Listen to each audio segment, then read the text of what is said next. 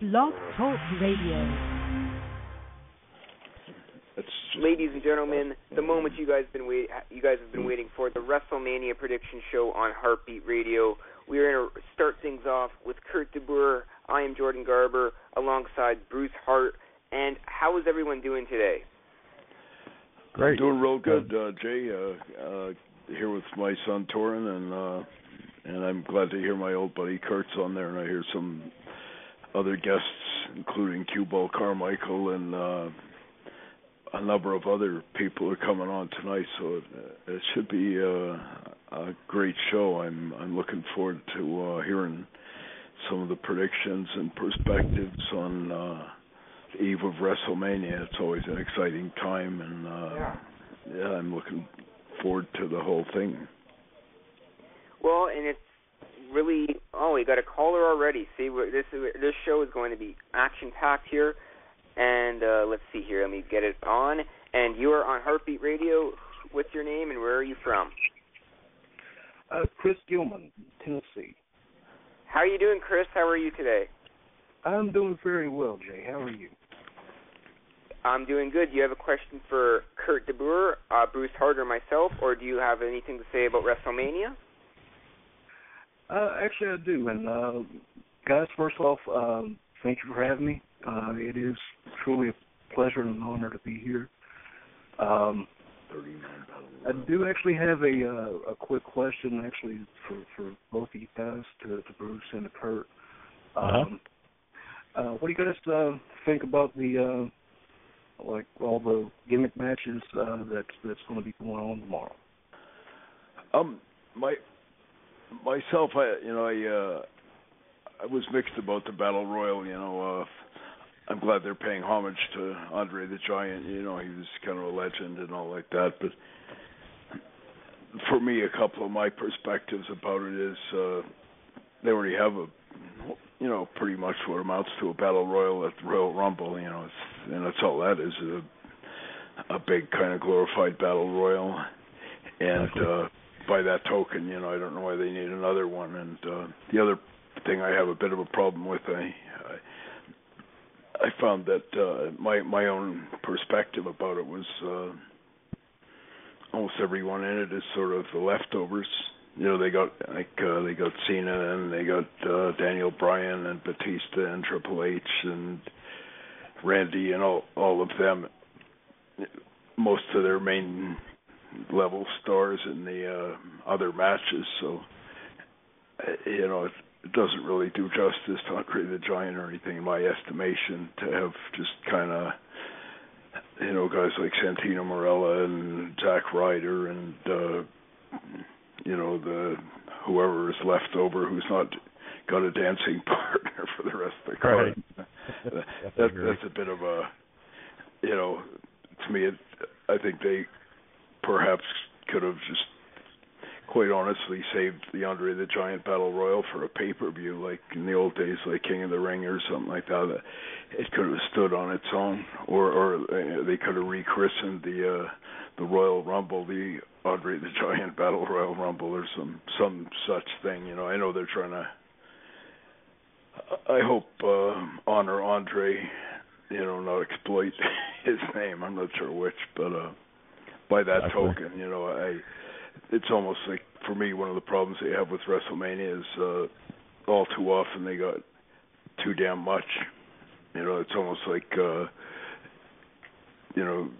going to a restaurant and decide you're going to have the steak and lobster, which might be Daniel Bryan and Triple H or whatever, but, they stuff you with so much other stuff, the Fatal 4-Way 8-man thing and the Divas and the Wyatts and on and on and on. But by the time you've digested it all, and it's all kind of presented, you're almost so stuffed that you can't even, kind of savor the steak and lobster. I think they ran out of things to do this year. Yep. Thanks, Chris, for your question. We have another caller coming in, and after this question from that caller, we'll get right back to Kurt DeBoer. Before we get to that caller, though, Chris, do you have any more questions or any comments? Bruce, again, I do want to thank you for your time. Again, it's definitely a pleasure speaking with you. Yeah, nice to hear from you, Chris. I hope things are going well down in Tennessee there, and hope there's some, kind of revival going on. Old school, that's one of our main objectives here with this. Is just to sort of maybe be some kind of a catalyst for the revival of that. So, but yeah, that was an awesome hotbed of old school for years and years. So, certainly places like Tennessee and Kurt's stomping grounds down in Ohio and some of the other former hotbeds, I think they're all waiting for, kind of an opportunity to, kind of engage in the revival. Yeah, I had a lot of my good times and good matches were down in Kentucky and Tennessee. So.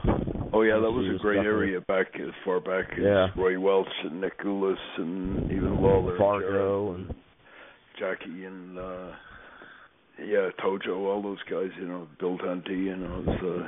We got a lot of our best heels from that part of the woods, Honky Tonk and David Schultz and Danny Davis, and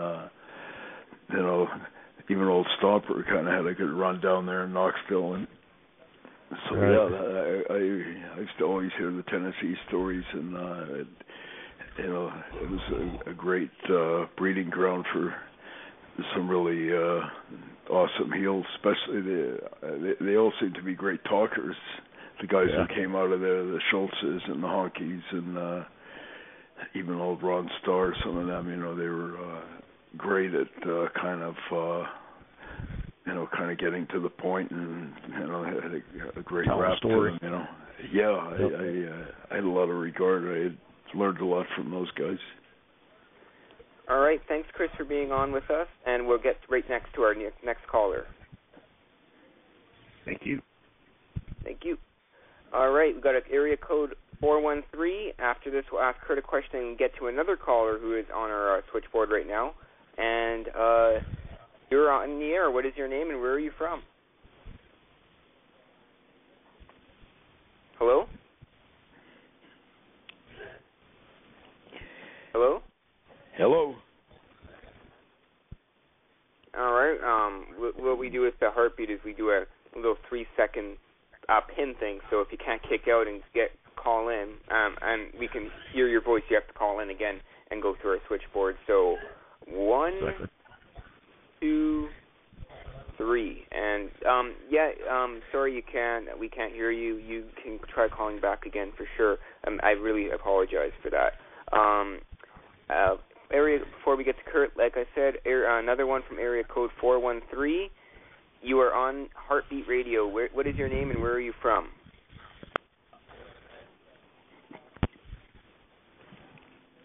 Man, another difficult. Sound like a hang-up that time. All right, but pretty much we'll get some more callers coming in soon. Pretty much, Kurt, tell us about the U.S. expansion of Hart Brothers University and what's going on with it. Well, I know what's my part in it. This is a huge honor that I was given last year with Bob calling me and connected me with Bruce on this, and I kind of retired from wrestling due to abusing my body all these years and never seeking medical treatment, just living on athletic tape. And this is kind of my way of giving back, and it's just been a huge honor going to these shows, watching the up-and-coming talent. The way I look at it when I go to these shows, I kind of look at different views. Some people, I don't know how they scout, the talent, but when I do it, I look at it from a fan's perspective in a way. A little bit by if I was a paying customer, would I pay my money to see this person? Do they have the look? Can they talk on the mic? Can they wrestle? just, you don't want somebody in there that can have the look, but then they get in there and they can't even wrestle for 5 minutes. And so basically, like I said, I've got the old school mentality, and we're just, my part is, I'm just looking for talent to send up to Calgary to hone their craft, or if they're fresh in the business, to further it, and hope that we can eventually also swap talent between Calgary and like Ohio or Indiana, Kentucky. And yeah, that's the way it used to be back in the old days, Kurt. Right. I remember like Vern Gagne or Don Owens in Portland, or old Gus Karras and Harley down in KC, or even George Scott and some of those guys from North Carolina. They'd call my dad up. That's how come so many of these great workers started up or right. broke in Calgary. Dory Funk would call up and say, got a guy that's breaking in, and can we send him up there?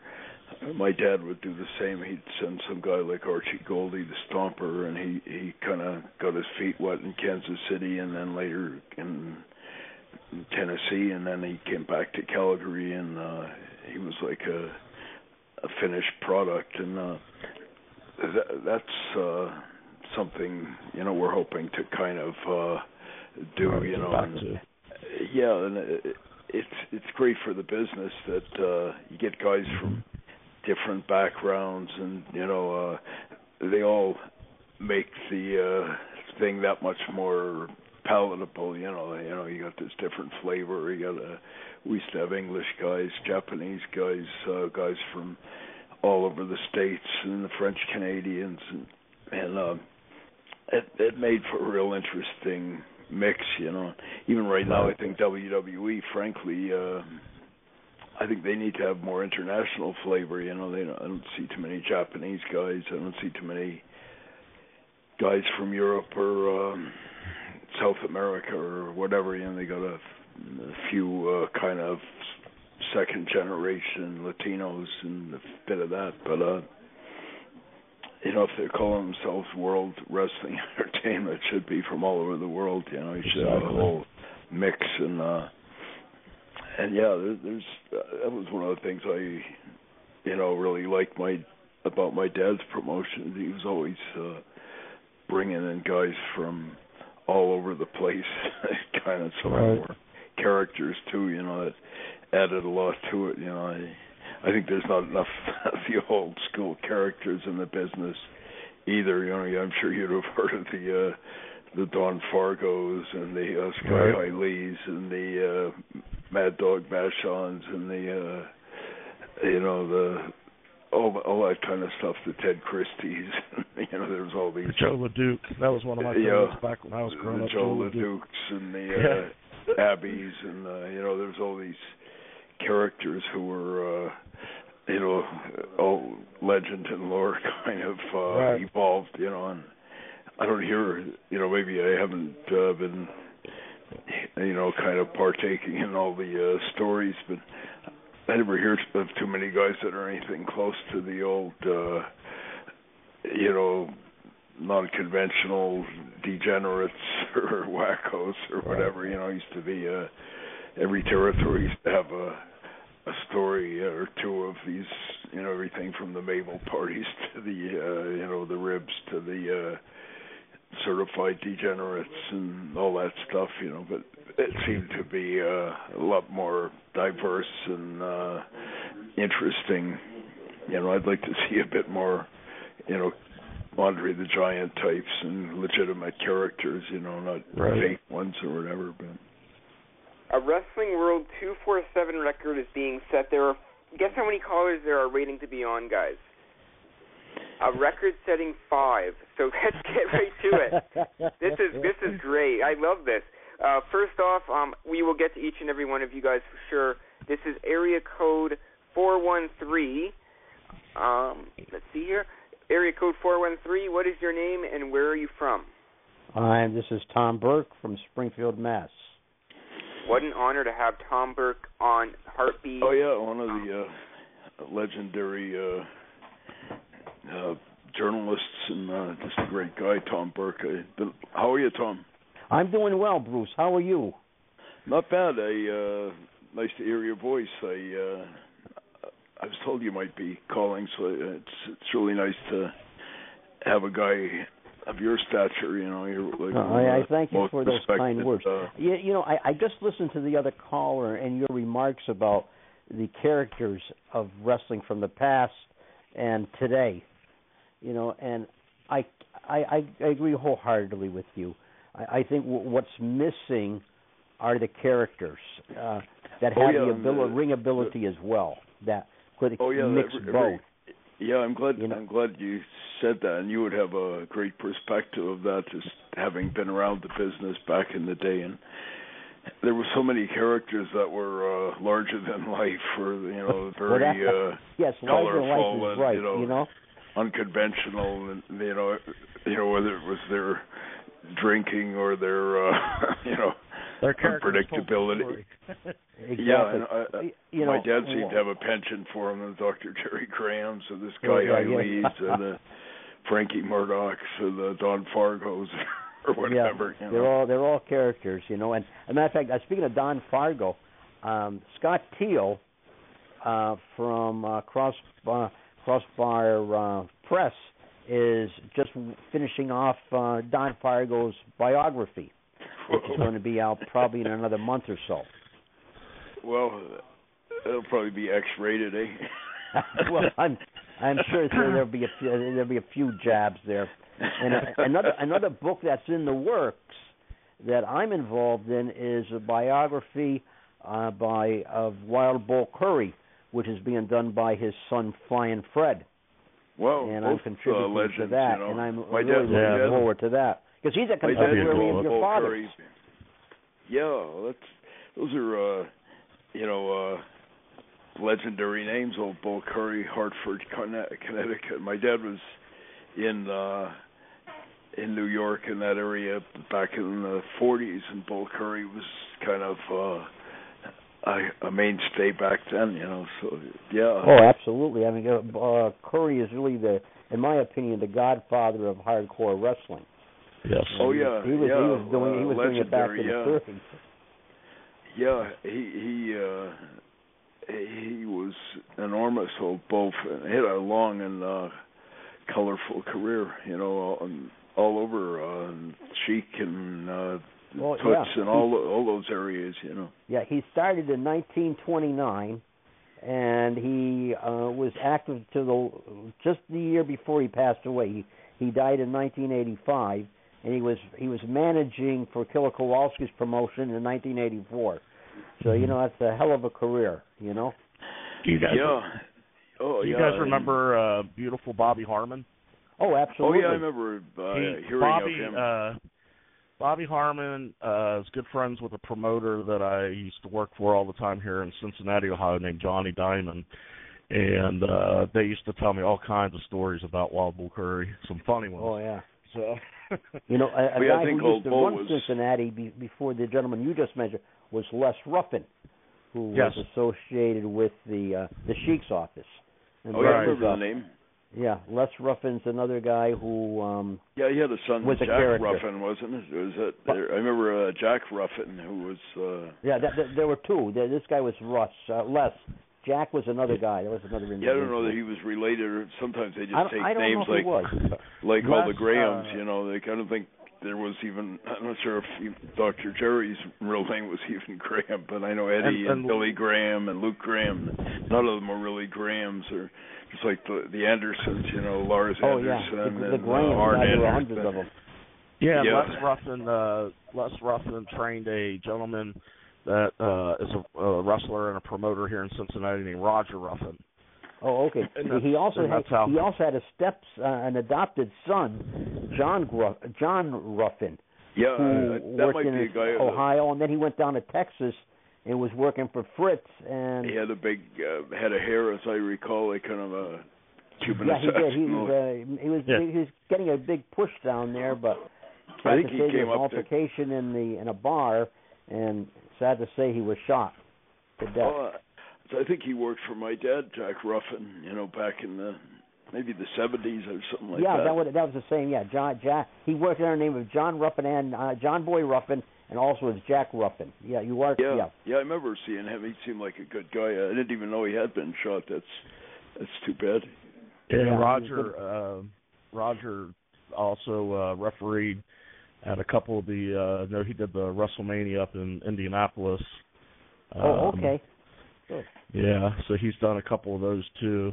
But he had told me how when he started in the business and Les had trained him and this and that, and then he bestowed the Ruffin name with him and stuff, and that was a huge honor for him. And he still goes by that name to this day as Roger Ruffin. Oh, that's great. And he's been promoting wrestling here in Cincinnati. Probably since the mid '90s, called the Northern Wrestling Federation. Oh, okay, that's cool. Stuff, yeah. Well, I'm sure Les is proud that his name is being carried on in his adopted city of Cincinnati. Yeah, Roger's the guy that trained the Biff that's in TNA and Wildcat Chris Harris. Oh, okay. That was with TNA too. So yeah. Well, Les was an old timer and he was a wrestler, referee, promoter.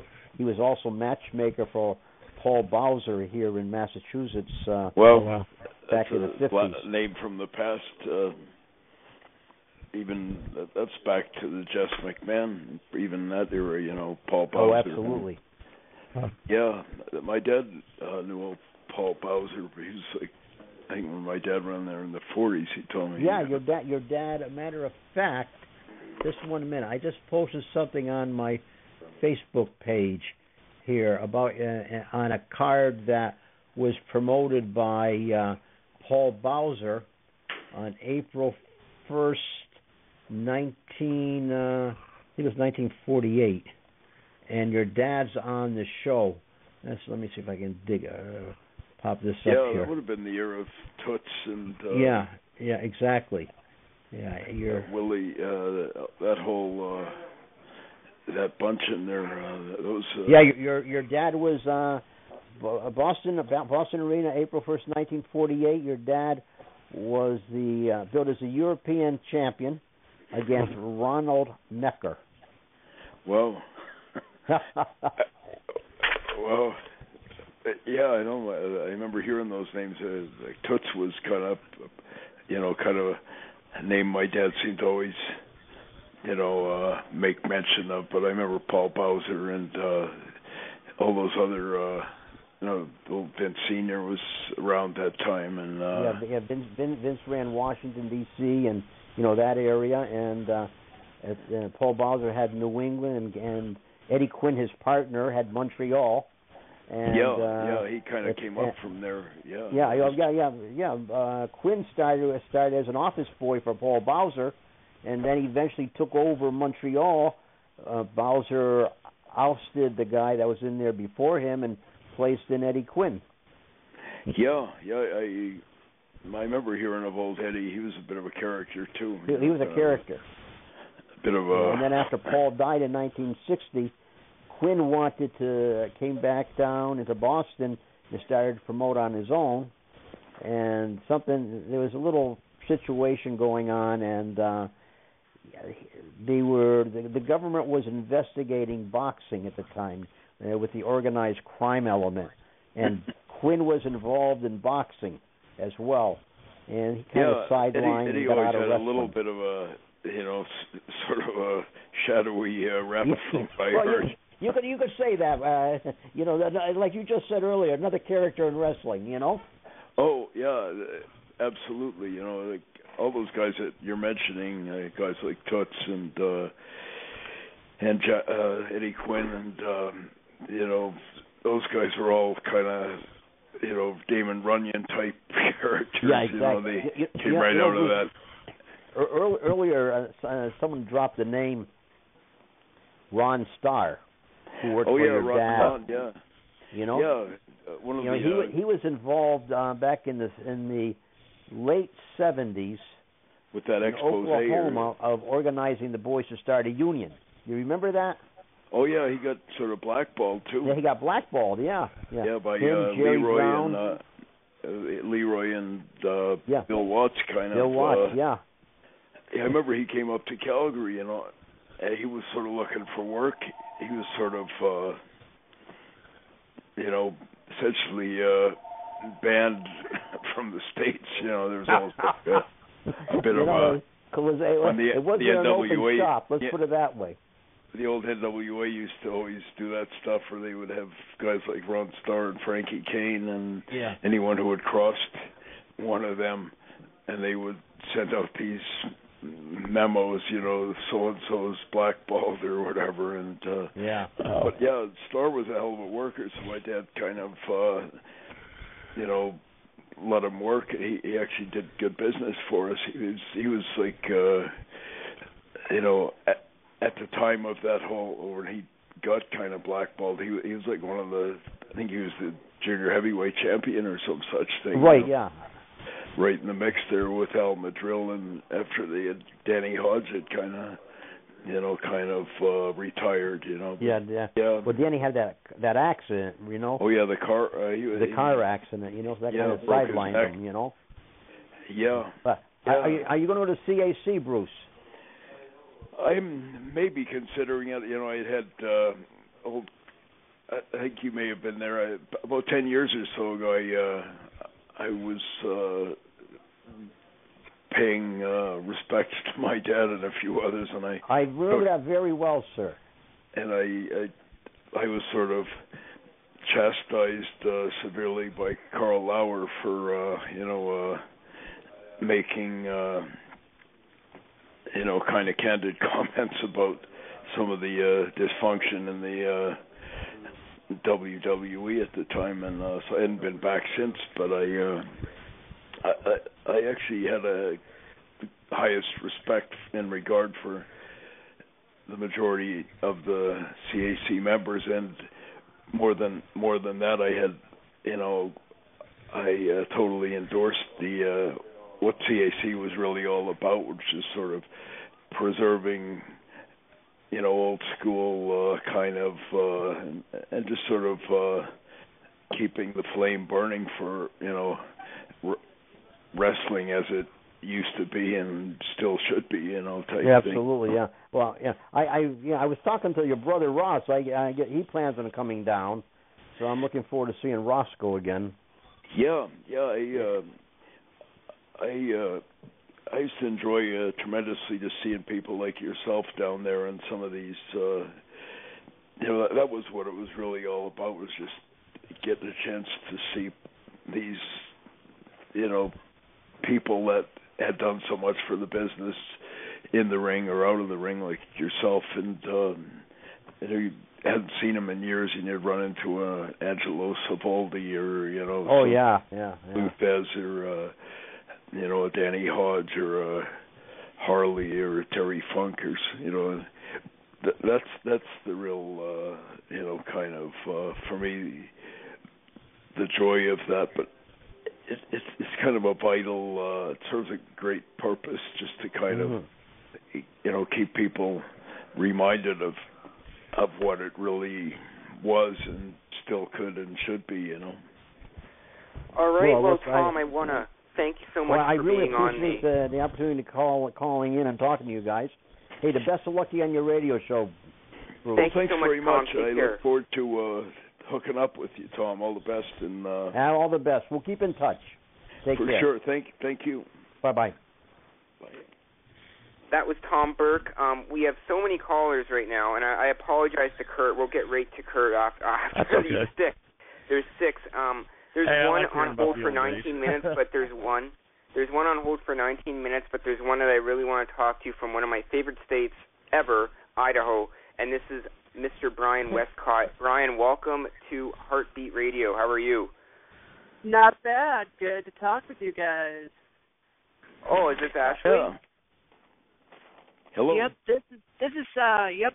I'm from Meridian, Idaho, which is near Boise, which is southwestern part of Idaho.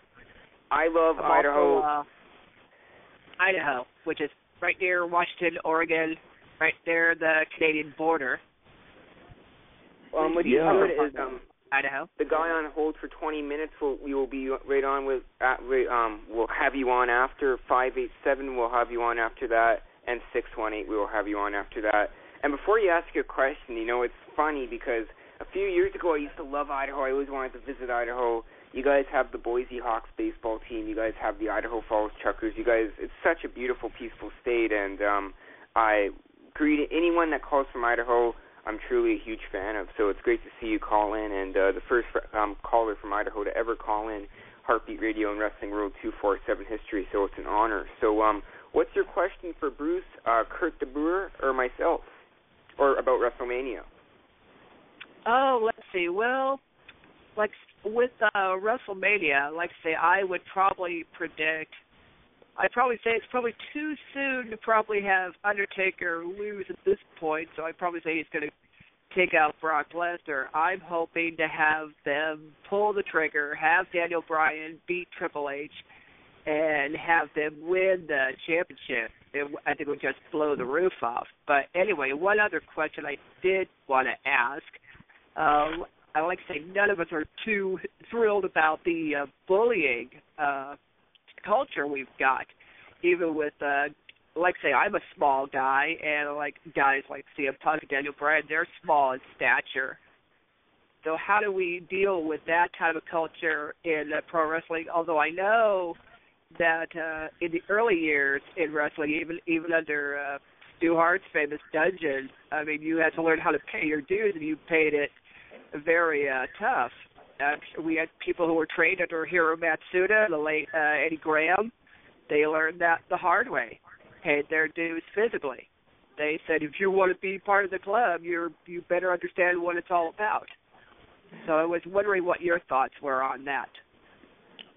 I think, in its own way, I think wrestling can serve as an antidote to bullying. I think in its own way, I give WWE credit to a certain degree, although I don't entirely agree with everything that they've done with the Daniel Bryan thing. But in its own way, they've had Hunter and Stephanie and all like that kind of, play the role of bullies. But in its own way, it's almost kind of given Daniel Bryan's Yes movement and all the popularity. In its own way, it's sort of been an antidote to bullying, just because he's sort of stood up and he's refuses to kind of quit or let them get the best of him. But yeah, I think there's always a fine line in the wrestling business, because it's part of the storyline, the bad guys and the good guys. So I guess the bad guys in their own way, as far as almost as long as the wrestling business has been around, have always sort of played these big blowhard bullies, and that's kind of, part of the, I guess, the desired effect. And then the faces are always kind of overcoming or striving to rise above all the oppression and adversity and all that type of thing, But yeah, I think there's a fine line there, because at no point should you be endorsing bullying or whatever. But the bad guys are just like, I guess, the bad guys in a movie. You got them doing dastardly deeds, and then somehow or other the faces kind of overcome all the adversity and finally kick some ass. Mm-hmm. And I think they're helping with the whole underdog story too, kind of like they did back in the day with Barry Horowitz. Yeah, exactly. I think some of the faces. That's, I think, the beauty of Daniel Bryan is he's more of a small, understated face, which makes him that much more popular. And one of the problems I had in the past with the WWE's faces is it was hard to empathize or feel sorry for people like the Ultimate Warrior and guys like that, because they were just big musclehead types, and they didn't, which is what Vince likes. Yeah, and they didn't garner any sympathy or anything. You almost even seen as a bit like that, you're more inclined to want to see him get his ass kicked than get his hand raised. That kind of thing. Right. But I really appreciate your question, Ashley, and you have yourself a great night. You too. Thanks again. Bye-bye. Thank you. All the best. Thank you. All right. We have 3 more callers on. One who's been waiting for 22 minutes, so we'll get 587 on, and 618, and then 505. This is 587, area code 587. You're on Heartbeat Radio. Do you have a question for Bruce, Kurt, myself, or any comments regarding our WrestleMania predictions that we will be making shortly? Absolutely. Good evening, Bruce. Robbie Stewart. Oh, hi. How are you? Good to hear from a familiar voice. I'm good. So Robbie Stewart with Stampede Wrestling and Frank Chick Cullen for any UK listeners. Yeah. Any Stampede listeners would know Frank very well. You know, it's in the heyday of Dynamite and Davey and the golden age of Stampede Wrestling. So, you know, he was right in there with the whole works. You know, he would, you know, be a great person to offer perspective on any of this stuff. I think, Bruce, it was a pioneering era, you know, especially for, like the earlier caller talking about the smaller men. We talked about Daniel Bryan, or Brian Danielson as I know him. You know, he served his time, his apprenticeship, long before he hit the WWE, masquerading as the American Dragon.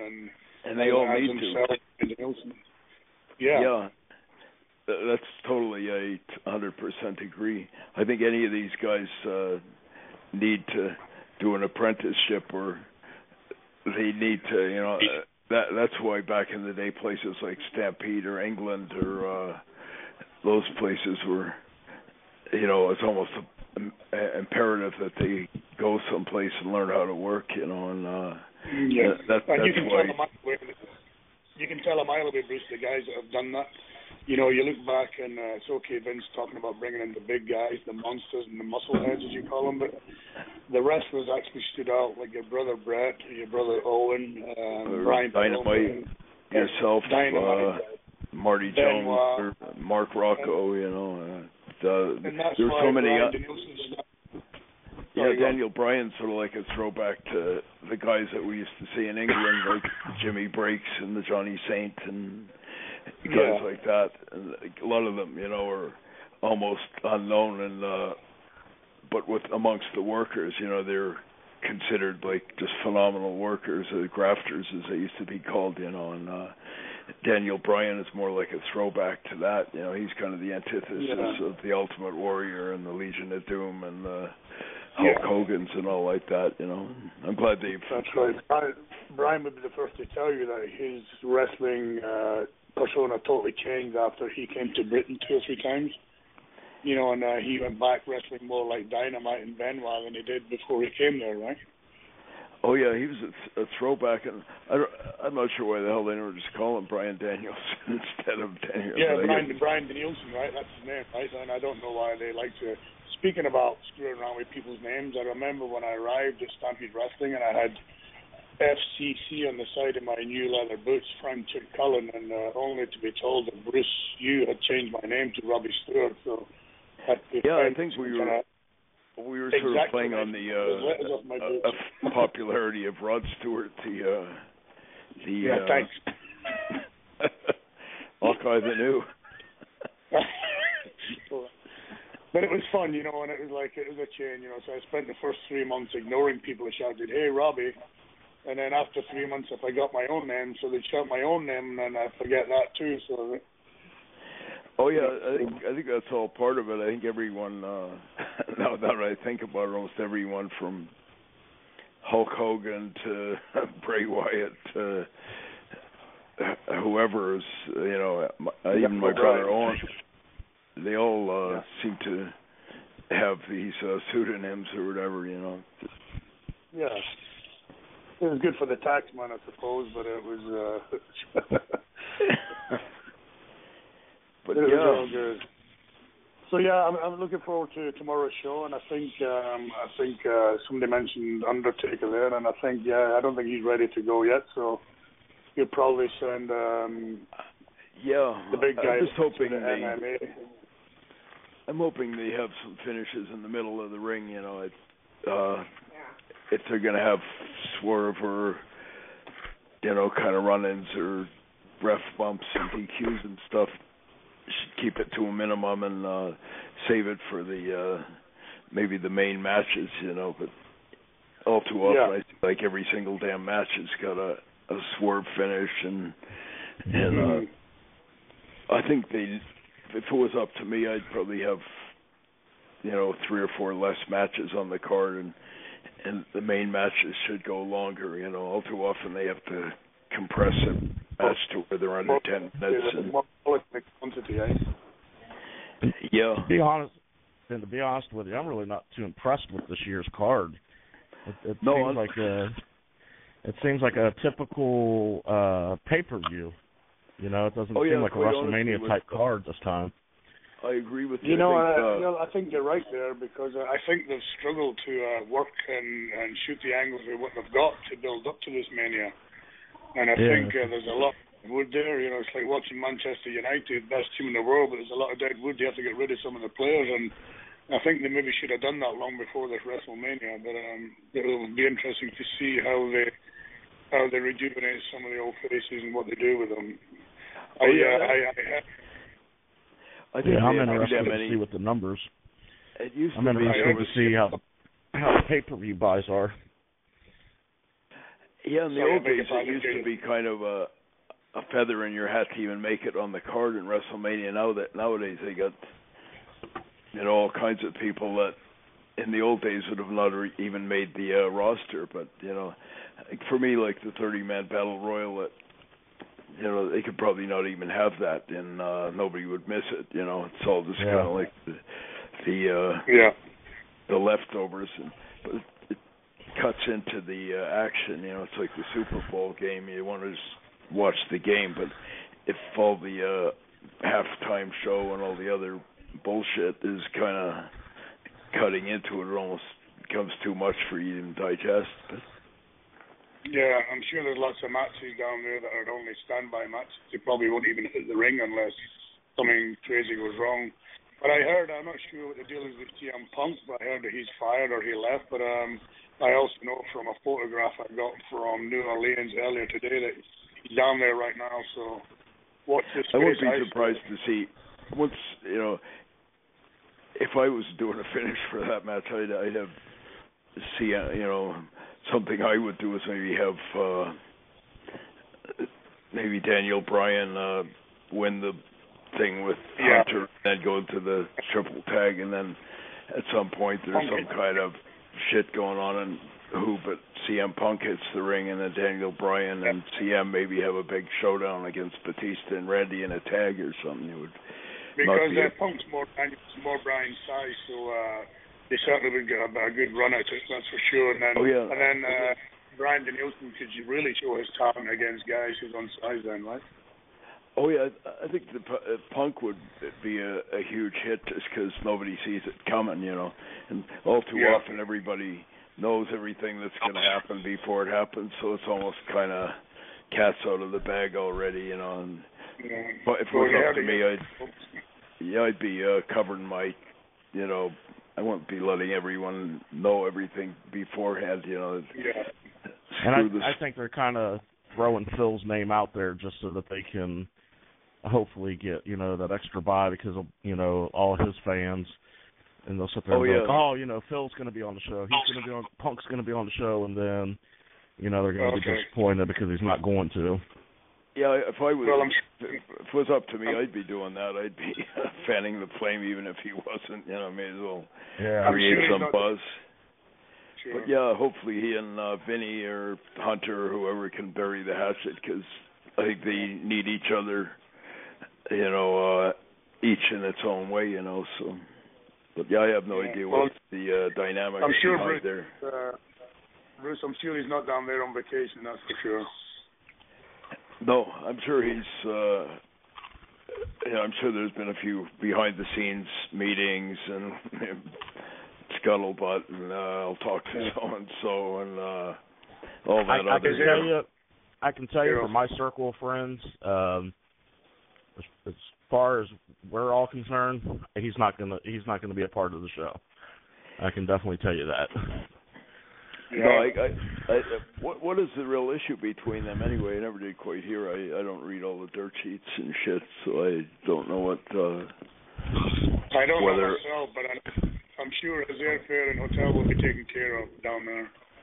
Yeah, there's a lot of frustration, just with the whole, and it's a legit shoot on with him. You know, he's just tired of these guys that, you know, from the past, you know, like Batista coming in and getting the main spot, and he's been there for X amount of years busting his ass. That almost seems like the pattern, though. You know, you see it. You know, a few years ago they brought Brett back, or they brought Sean, or they brought Mick Foley, or Steve Austin, or The Rock. It seems like, in its own way, it almost says something about the present roster that they have to keep bringing. Confidence. Yeah, even this year, Hogan's, you know, kind of, it seems like they always bring back the blasts from the past, so I guess that's almost to be expected.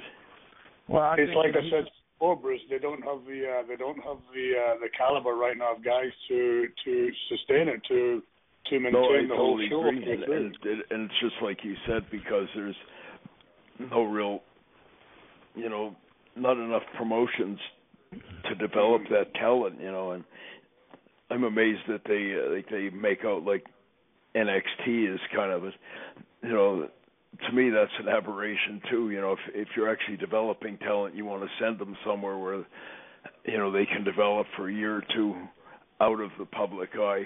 You know, if you got these Nexus guys and then you try to bring them in as the next big superstar, everyone's saying, "Oh, that's so-and-so, he's been on Nexus for the last 2 years, you know, he's not."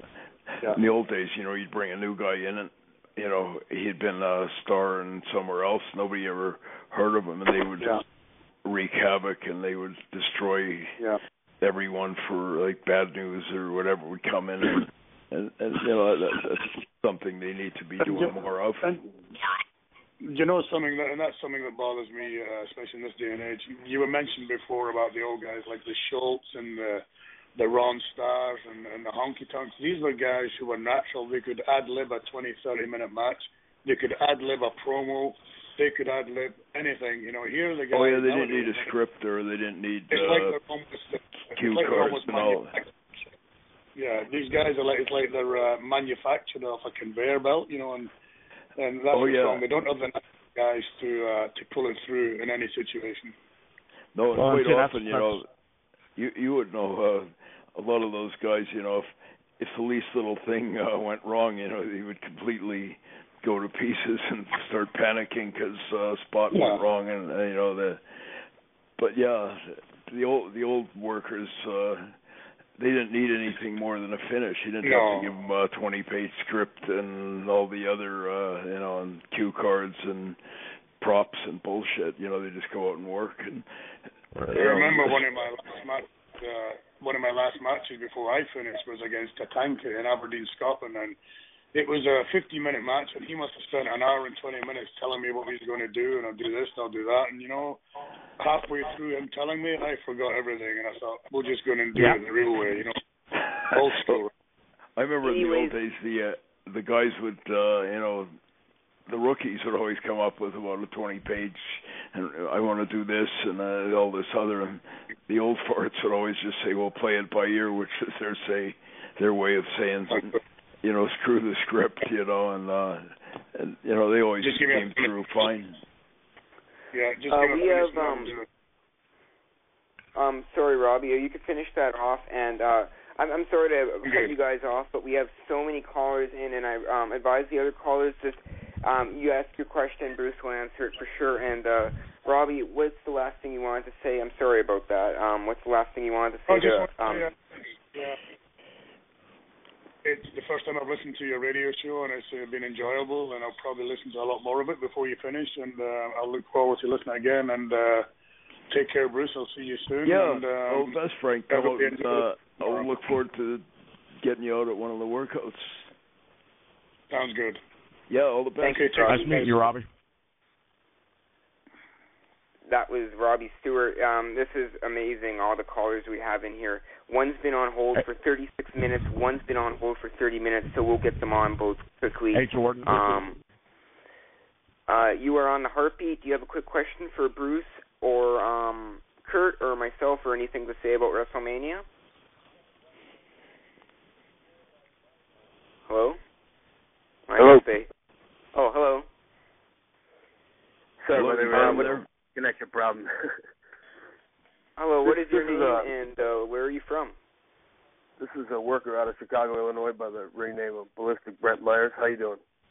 Good. How are you, Brent? I've heard good things about you. So yeah, it's nice to hear from you. Thank you. You too. It's an honor to be on here with you guys. Awesome. It is an honor to be on. I heard of your name before. I heard of Brent Myers. I heard of the BBM, and it's great to have you on. And let's get right to it. Do you have a question for Bruce, myself, Kurt, or anything to say about WrestleMania? I do. I'm going to direct this to Bruce mostly, with all due respect to you guys. I want to ask you, what do you think about the latest picks for the WWE Hall of Fame? As far as them picking guys like even recently Drew Carey has been chosen for the Hall of Fame. Lita currently, people like that, and not people like Brian Pillman, the British Bulldog, Owen Hart, names like that have definitely had draw power, have made the company a lot of money, and have definitely put their time in the company. I think those people should have been chosen a long time ago, well before some of these people that are chosen on the celebrity wing and some of the other talent that are getting chosen. Yeah, I'm glad you brought that up. It's very good, topic. I'm almost sometimes amazed at the list of people that are not in the Hall of Fame, including Owen, who paid the ultimate price for the WWE, Dynamite Kid, who was like one of the great workers of all time, Davey Boy, who was a huge star down there. He and Dynamite were maybe one of the best tag teams of all time, and then Davey was like headline of SummerSlam with Brett, and that match is considered one of the great matches of all time in WWE. And then and Pillman, and you start thinking of the names that are not in the Hall of Fame, guys like Lou Thez and Danny Hodge and Frank Gotch and Strangler Lewis and Jimmy Londos and Don Leo Jonathan and Gene Kiniski and Pat O'Connor and Bruiser Brody and guys like that, Ray Stevens, even some of the builders like Sam Muchnick and Toots Mott, and that's like, whoa, Lita's in there and Coco Beware's in there and Mr. T or the Bob Uecker or something like that. But even guys like Sky Low, who was like by far the greatest midget wrestler of all time, or even some of these icons like Sweet Daddy Siki and the old Edward Carpentier and Stomper. It's like having a baseball Hall of Fame and not having Babe Ruth, but having like Pee Wee Reese or some damn thing, So I agree. I hope some of those names come in, If it was just WWE guys, I'd say okay, but every year they're inducting people like Mike Von Erich, or they're inducting people that are not WWE guys. So, if they're going to go that route, then all those names I mentioned, those are just sort of guys that were in the business. Those are like the icons that built the business, like Lou Thez is, as iconic as they get in wrestling history, or Strangler Lewis or Joe Stecker, guys like that, it's like... Absolutely. Hey, Bruce, I have a question for you. Yeah. So I was curious, I know we always talk about, Owen not being inducted, and I'd always heard in the past, I don't know if things have smoothed over, but I know in the past it was because of Owen's wife wasn't allowed. I think that's probably a very valid kind of perception. And I'd spoken, corresponded with Vinny, and told him that to me it's like Dale Earnhardt's. There's obviously a very sad, horrible tragedy. No one got killed, but at the same time, he would belong in a NASCAR Hall of Fame or whatever. And it's the same kind of thing. I think it's, I would not perceive in any way, shape, or form that it would be exploitative, really. But it's for the WWE universe. Owen was an awesome worker, and he was loved by the boys and loved by the fans. And so, as I said before, he paid the ultimate price. So I think if that's made clear, then his widow, she should be able to accept and respect it from that perspective. I don't think you're ever going to see her, extolling the virtues of the WWE. But at the same time, if they're, honoring Owen in a respectful and the way that it should be, then I think that that is something that should be done. And for those other guys, I have no idea why, say, Davey Boy or Dynamite or some of those other names we mentioned, they were as iconic, and they should have been in there long before some of the other lesser lights that we've been mentioning. That no offense to Lita or some of those other names, but those guys not only were top line stars, but amongst the boys, they were considered like phenomenal workers too. Like they were, the cream of the crop. They weren't just kind of guys who got a push or anything like that. So no. But it tends to, make the whole WWE Hall of Fame. You lose a lot of respect, or its legitimacy comes into question when those guys are not in, or Luthez is not in it, or Strangler Lewis. Like the legends that the foundation of the business. Frank Gotch, even Toots Mondt, who's really the guy who laid the groundwork for the whole WWE. Right. He's not in it. I don't know. There was. I have no idea why. But those are guys would be the equivalent of like the guys who built baseball. Back in the day. Or so.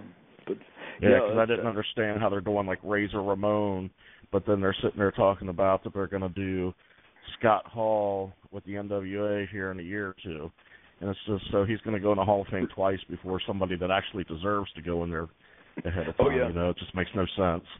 I honestly believe it would be very, it had so much respectability and legitimacy, and the fans, if you heard Luthez up there, you'd be going, wow, it's about time, or something like that. But but I hope some of those guys get in before, say, Steve Lombardi or the Repo Man or the San Diego Chicken or whatever the fuck, So.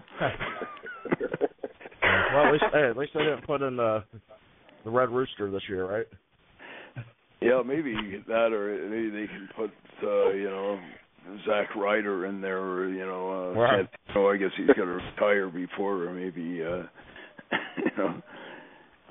who knows who else, maybe Mel Phillips or something like that, the foot fetishist or whatever the hell, but that's Tony Atlas. yeah, let's I'm sure the Marcus Brothers belong in there somewhere, or Silent McNee or whatever, But anyway. Anyways, Brent. Oh, sorry, Bruce. Finish off. Sorry about that. Yeah, I appreciate your call, Brent. I'm intelligent, and I very much agree with what you were saying. Those are all things that they should be addressing, because it's good for the wrestling business, and it's about time they honored some of those people. Absolutely. Thanks, Brent. Thank you. Thank you. No, thank you. My pleasure. All right. This is a wild. Kurt, I think you don't mind being a co-host for the rest of the show while we do our predictions. Yeah, I don't mind.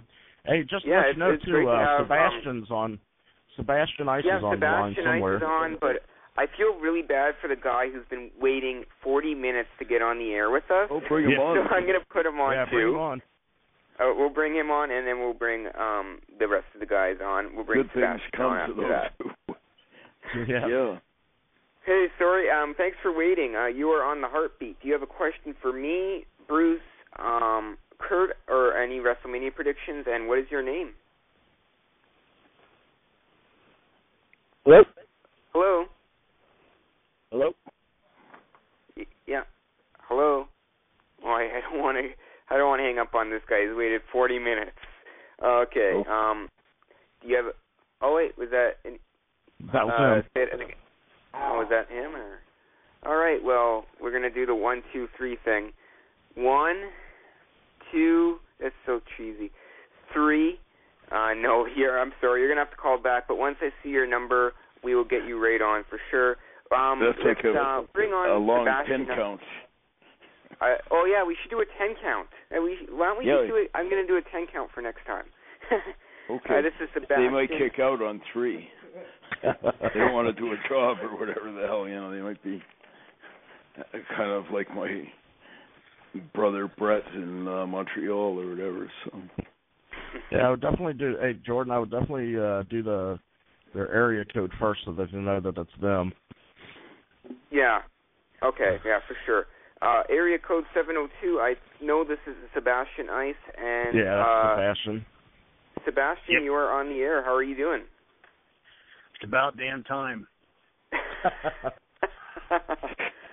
I'm not a man of patience. You all should know that, especially you. I know he was blowing up my Facebook messaging saying, "Get me on, get me on." I'm like, open your mouth, dude. Come on, I need to talk to Bruce. Okay, here we go. I got a few things I need to get off my chest and that we all need to talk about because this is some substantial stuff. Bruce Hart, my man. Yeah, how are you? Good hearing from you. How's things down good to hear from you, sir. Yeah, how's things down? It's nice and warm. Yeah. Are you down in L.A. these days? Or? No, Huntington Beach. Oh, cool. I'm waiting for you guys to come down so we can go and hang out by the beach. Yeah, I'm not sure if my wife's listening, so I have to. You can bring her too. I'm sure she'll like the beach too. Yeah. But anyway, I really been thinking about this a lot, Bruce, and explain to me WrestleMania 26 in Phoenix, Arizona. Your brother, Bret the Hitman Hart, against Vince McMahon. That was kind of a interesting trip, I remember they called us in the day of the show and ran the ostensible finish by us, Michael Hayes and all the brain trust. And I remember when I heard it, it basically was Bret beating the crap out of Vinny for however long, and then me raising his hand, and they said, "What do you guys think?" I think we were supposed to give them the obligatory, "We love it," awesome, you guys are geniuses, and all that other stuff. But I told them just from my perspective, it sounded pretty flat and one-dimensional, and I said just off the top of my head, I don't know what, I'm just throwing out suggestions for whatever the hell they're worth, and I'm not telling anyone how to run their business, but it seemed to me, given that Bret was his first match back since his stroke, so he would have, obviously been easy to get sympathy or play on that a bit, and then right. They had also had some kind of for me it was a horseshit charade just before that with Brett getting injured in the back of the building and the car running into him or some bullshit, so they could have played on that a bit. But I also told them that just those things taken into consideration would have been an easy fit for Vinny to get mega heat on Brett. Just the fact that Brett's first match back and he plus got messed up in the car wreck, so that would have you were the referee for the match. Yeah, I said it makes perfect sense for Brett just to be selling his ass off, and I said regardless of whether I'm the ref or if you want me to ref, that's cool, but just have Brett doing the big sell and then finally almost play it up to the point where it looks like is Brett going to survive this match, given the stroke, and play up the drama and Vinny getting the heat, which is what they wanted. Vinny is Mr. McMahon, the heel and all. So I said finally Brett does the big balls to the wall comeback and is finally firing up and the crowd's going nuts, and he finally gets the sharpshooter on Vinny, and at that point I said have Stephanie, who's sitting in ringside or whatever, come run up, take the ref, and whether it was me or whoever. At that point, Hunter should hit the ring and lower the boom on Brett and be about to give him his pedigree or whatever. I said, really just thought I was throwing shit off the top of my head, but off the top of my head, I said, keep in mind two things here. Brett and Sean had buried the hatchet about 2 weeks before, some big, after Montreal and all like that. So, that was established. Plus, for whatever reason, there was some kind of an issue at Royal Rumble with Sean and Hunter where they had heat and one, cost the other one the match or some damn thing. So I said, who but Shawn Michaels, the Heartbreak Kid, Hunter's former best buddy and Brett's former mortal enemy, he hits the ring and he nails Hunter, who's got Brett in the about to give him the pedigree, gives him the sweet chin music, and boom, that sounds awesome. Yeah, you almost have out of the blue, you have either Brett going over or a four-way with Brett and Sean of all people against Vinny and Hunter. I said, it would, blow the roof off the place, and everyone, nobody would have seen it coming either. Which is what a finish should be all about. Right. So it was kind of weird though, because I saw Vinny and Hunter and all, they're all kind of looking like, whoa, it's got some potential. And then, much to my chagrin, Brett was the one who kind of gave it the thumbs down. He said something, he couldn't engage in it because of some Lloyd's of London policy, or he could only have the one match or something. And but then he ended up coming back anyway against in some kind of pretty lame role at SummerSlam with Nexus or some such thing, So yeah, it was kind of frustrating, but I think that would have been, it's been sort of disappointing for me, given the big build-up when they brought Brett back.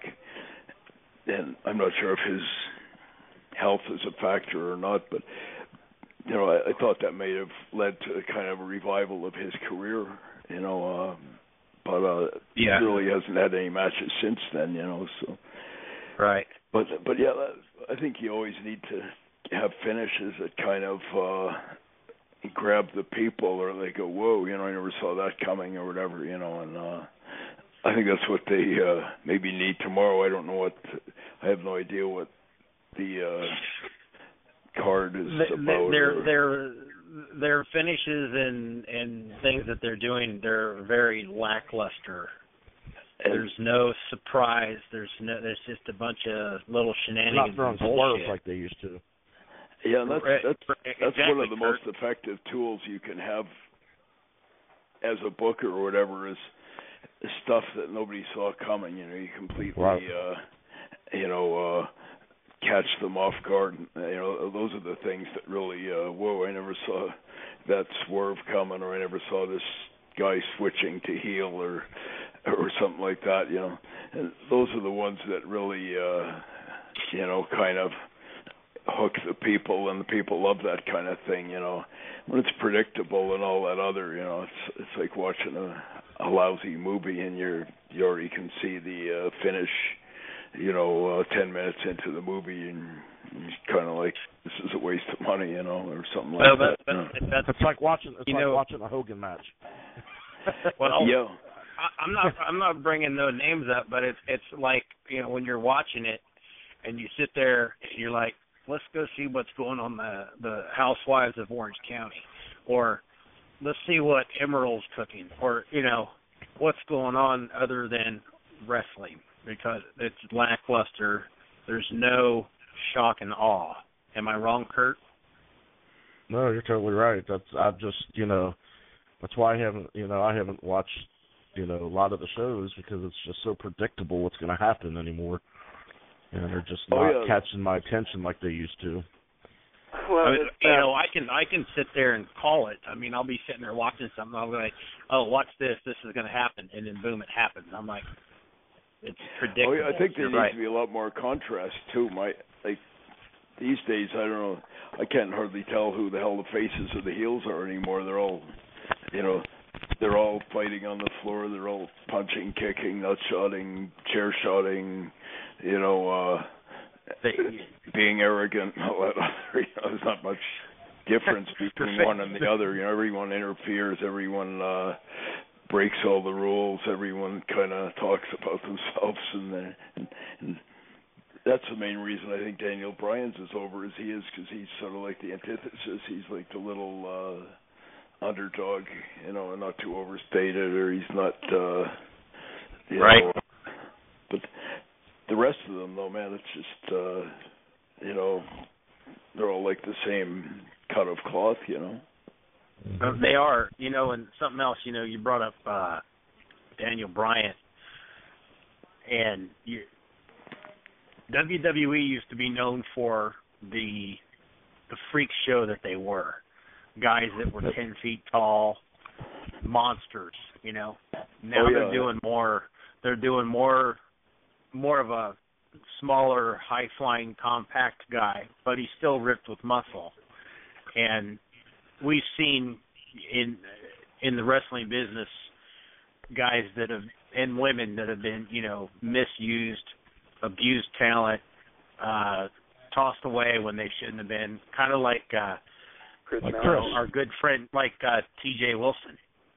He's on the shelf. He's healed up, and he's on the shelf. And that's huge misuse of somebody that was contracted. Yeah, I think that's just one guy.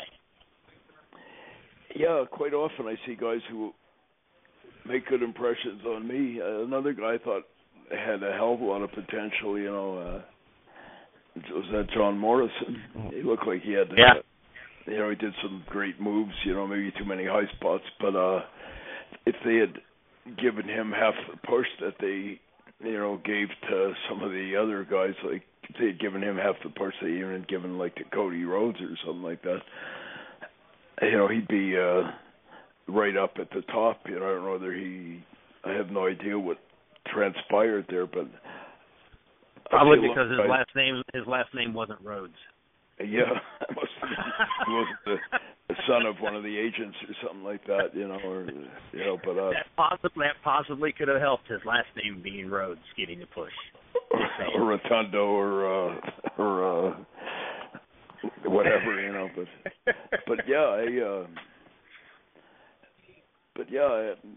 quite often I see some, guys that look to have phenomenal potential, and then I just see them drop out of sight. I don't know whether they got busted or they pissed somebody off probably too. That's another thing. You can look at somebody the wrong way in the back, and next thing you know, they go run to an agent. This guy's an asshole. I don't like this guy. He's got an attitude. Next thing you know, he's on the chopping block because somebody got ass hurt. Well, it's just like Damian Sandow. They were going to push him as somebody. Yeah, I thought he was doing all right, and now he seems to have sort of faded to black. He just got jobbed. Last week he got jobbed. I mean, he got totally jobbed. I mean, he didn't get no offense in at all. They totally jobbed him out to Sin Cara, of all people. Oh, no, a guy that's really half his size, Sin Cara's and they kind totally of like a jobbed jobber him out. himself. Yeah, I see some of those other guys saying that. Wait, that's horse shit right there. I see these guys get pushed, and then they, job them and push them. Like, I see that with Curtis Axel. He was, getting a bit of a push, and then they, squashed him, and then they brought him back. At first he was Michael McGillicuddy or whatever the hell, and then the Ryback's another one. They pushed him a bit. I thought, he's beating everyone, feed me more and all this other, and you thought he was going to be, some kind of a big monster that was going to maybe wear the belt. Yeah, something like that. Then the next thing he's getting squashed, and he's in these, bullshit matches with the Matadors and shit like that, and those guys like that they're not capable of being good jobbers, if you know what I mean. You got these big muscle heads. It's all fine and dandy if you got some small guy and you're squashing them or some slob or whatever. But you got these big muscle heads. They're not even good at jobbing. They don't take good bumps. They're not capable of, They're not used to bumping. No, so it doesn't even serve any great purpose, and. But yeah, I don't know if they piss people off or whatever, I'm sort of surprised they keep having these trends and then they just sort of stop them, the Nexus or, some of these other things that are the big flavor of the month, and next thing you know, they're no longer around, you don't even know it. I remember that bullshit when they had that Wade Barrett and Justin Gabriel and all those guys, and next thing you know, it's just gone. I remember a few years ago they had that Spirit Squad bullshit, and then it was just gone. God, that was a nightmare. Who's the guy?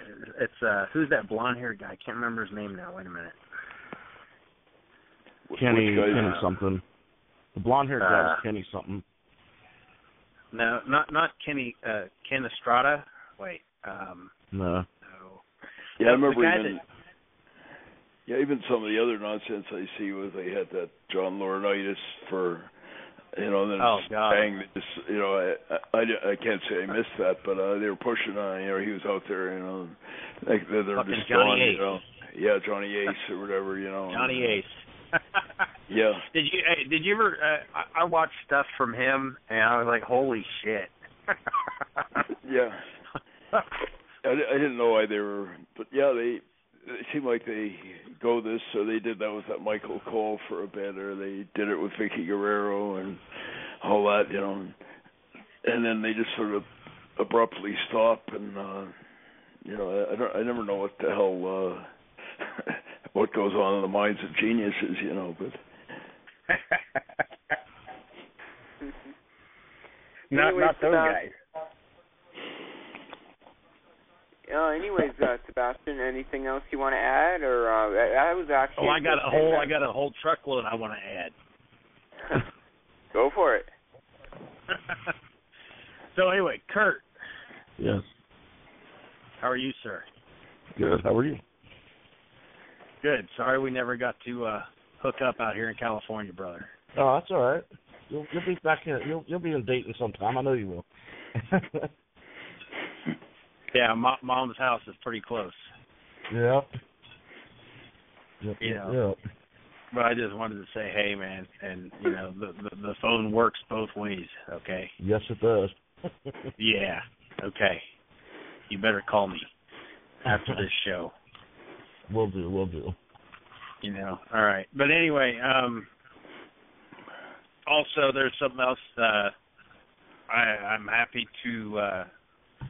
I don't know if this was even brought up, but the great Cauliflower Alley Club, we're going to have a Hart Brothers University booth. That's what I heard. Is that true, Bruce? I've heard some scuttlebutt. You know, I'll have to get more information. I know. I was talking with Bob Johnson. Yeah, he said something. There might be some initiative there. You know, with cauliflower and HBU and. Yeah. I told him I'm wide open. Okay. Yeah, because we need to get the word out, and that's a great place to do it. You know. Yeah, as I said before, you know, one of our primary objectives is just, you know, resowing the seeds at the grassroots level. You know, getting, I think, new guys coming into the business, and main thing, the new guys that are coming into the business, I think they need to be exposed to old school mindset, and then too many of the guys. I'm not even trying to knock them, but too many of the guys coming into the business, the backyard guys and all the other, they have this misconception of just, you know, high spots and wearing costumes and having a diva and all the other stuff, you know, and you know, it almost needs to. You need the run to set up the pass. You need the wrestling to set up the high spots and the costumes and the promos and the tits and ass and all the other stuff, you know. And if the wrestling's not a solid foundation and the whole thing ceases to have any purpose or anything, it's just sort of a glorified exercise of flinging shit against the wall and hoping something will stick, you know. And needs to be a method to the madness, and that's sort of what we're all about, is kind of reminding people of that, and kind of reminding them that wrestling is the main course, and there's got to be a, you know, sort of a bit of a method to the whole thing, with, you know, the wrestling and the holds and the establishing of characters and the you know, getting heat and the cell sets up the comeback and all those other things, you know, and it needs to be almost restored. I know in my era, and probably you guys' era, I remember the old guys used to always school you, you know, and sometimes they weren't that diplomatic about it either, you know. They'd give you shit if you were trying to do high spots before you'd done any wrestling, or if you were you know, not selling, or you didn't have any fire on your comeback, or, you know, you were fighting on the floor, or doing somebody else's finish in an opening match and all that kind of stuff, you know. And, Kurt used to bust my balls all the time about shit. I remember it wasn't always that nice, you know. They chew your ass out if you're going out and trying to do high spots, or trying to do false finishes in the opening match, or you're trying to you know, use somebody else's signature move or something, you know. But nowadays it doesn't seem to be any rhyme or reason, you know. Finishes are just routine moves, and high spots, you know. I always used to tell them high spots cease to be high spots if all you're doing is high spots, you know. You may as well go watch a damn circus or something like that, you know. Yeah, I didn't go through my gymnastics course so I could be a pro wrestler. Yeah. You know, I don't need to. I used to give Shane a hard time back in the day. Back when he first got in the business, I used to give him a hard time about things, because I just, you know, I always had that old school mentality, and nobody sat down to take the time to, you know, to educate him on things. And and I think that's why me and him got a lot of respect for each other, and why we're still friends to this day, is because, you know, he listened. You know, he would listen to what you would say. Well, there was guys like you, Kurt. Okay, there was you. There was another guy, Maniac Mark Mustang. He sat me down. He says, "All right, you're going to fucking listen and you're going to shut your mouth." That's what he said. He grabbed a hold of me. He says, "You're going to listen to me right now." Scared the shit out of me. This guy was 400 and I don't know how much pound. He was a big son of a bitch. Well, I remember when I was breaking in, be riding around in the van, and I was like Stu's son, and I'd grown up in the business, but I'd be listening to maybe Stu and Harley or something like that talking in the front seat, and I'd kind of interject, and they'd both kind of turn around and frown, and then Stu would say, shut the fuck up unless somebody seeks your opinion, And, right. It's kind of like that, you didn't even open your mouth, and these old Luthezes or Harleys or Dory Funks were, commiserating. You just sort of shut the hell up and listen. But in retrospect, I learned a lot just listening to that stuff, and that's one of the things I'm sure you guys would agree. The business, was kind of back in the day. You'd have all those road trips, and it was an invaluable learning experience going 400 or 500 miles and listening to the old farts talk finishes, or once in a while you'd get them on a roll. You'd ask them a question or try to pick their brains, and they don't have that anymore.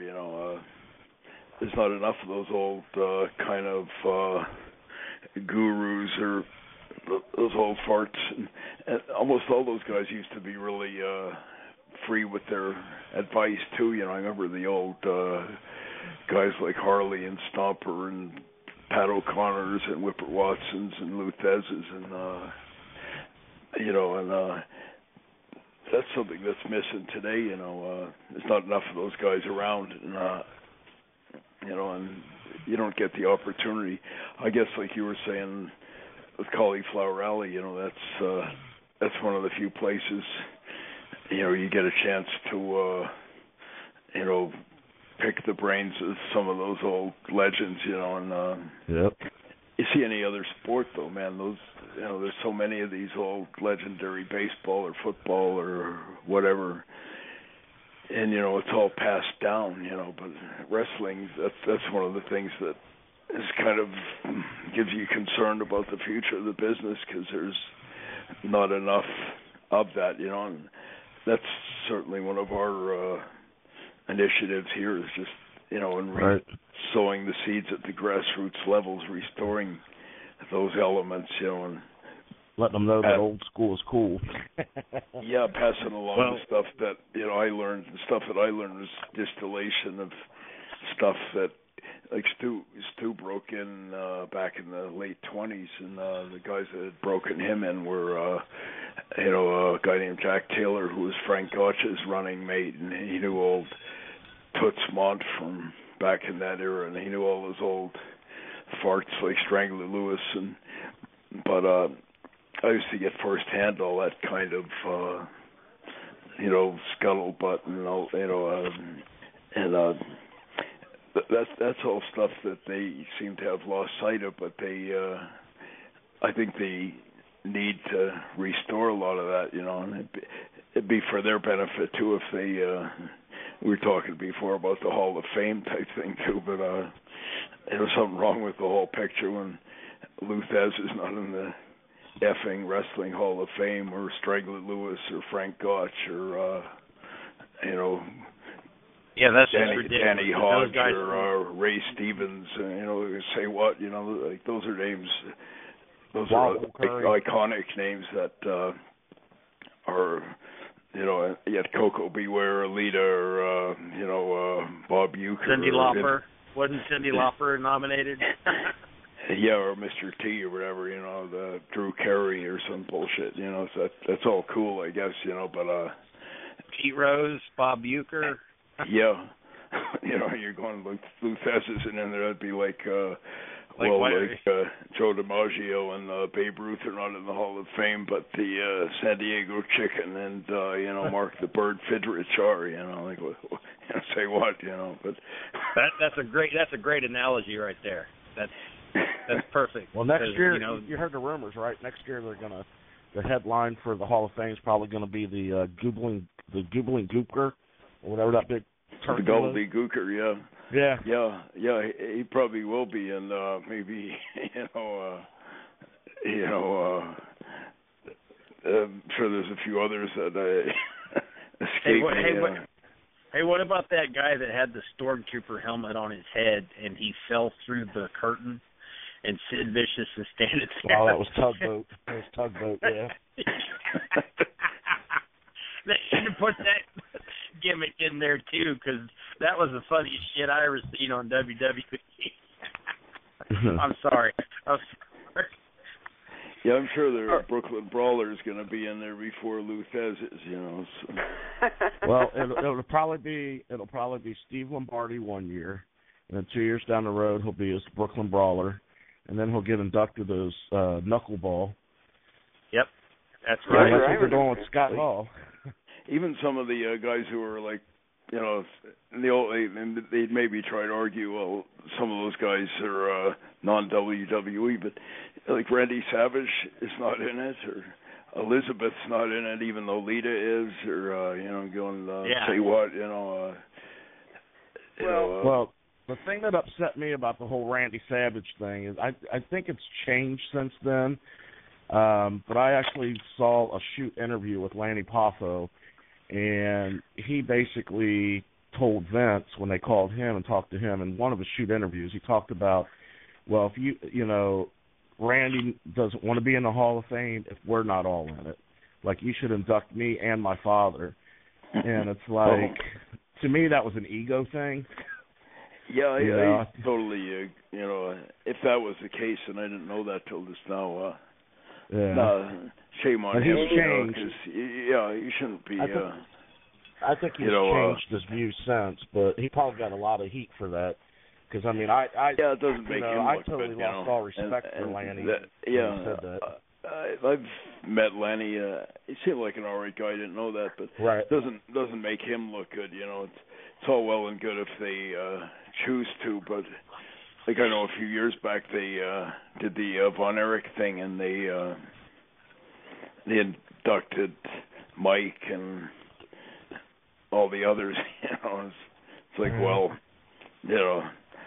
I guess they're obliging the family, but by rights, it wasn't deserving or anything. It's like right. The only one who maybe had any business being inducted is maybe old Fritz or maybe Kerry, but yeah.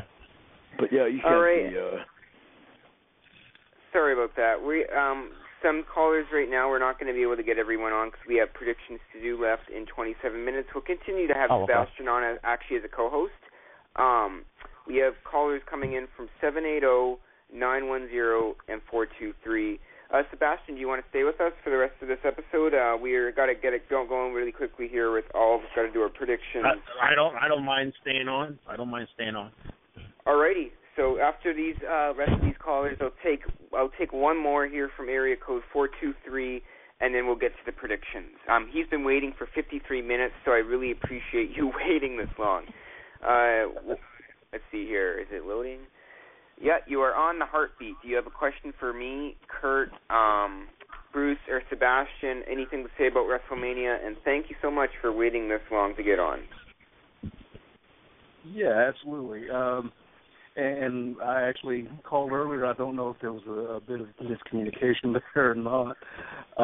But it is, a pleasure and an honor again to be here, and I do appreciate it. As actually Bruce, Kurt, hello again, Sebastian, good to talk to you again, buddy. Bruce, again, like I was alluding to earlier with all the gimmick matches and, kind of putting a lot of thought into this. With that, I mean, even with the tag team title match, with it being like a fatal four-way tag team match, and even the Divas match, it's like, you've got, one champion going up against what is like 13, 14 other competitors to defend the title. I mean, yeah, some of the stuff I think they just get too many. You know, as I said before, there's too much.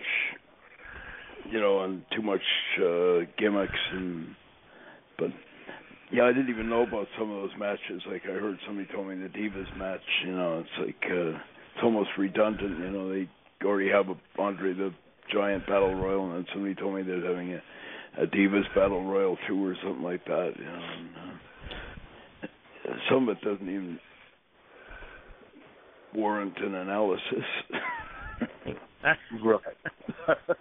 Yeah, what happened to the old days when they told stories and they built up to it? Oh yeah, and I think sometimes they have too damn much. You know, you get. I think fans can only focus on, you know, so many matches. I think they all think, well, more is better. But when you have about a dozen matches, and you know that everyone's trying to out high spot and out whatever, you know, by the end of the night you're so damn exhausted, and half the time you know what the hell the main event is. You know, they got all about 6 matches that are thinking they're the main events. You know, and by the end of it, you know, I watch them and I'm going like, man, my head's spinning. I don't even know, you know. And so yeah, I think in the old days, and I use the boxing analogy. Like say you had Ellie and Frazier, you wouldn't have.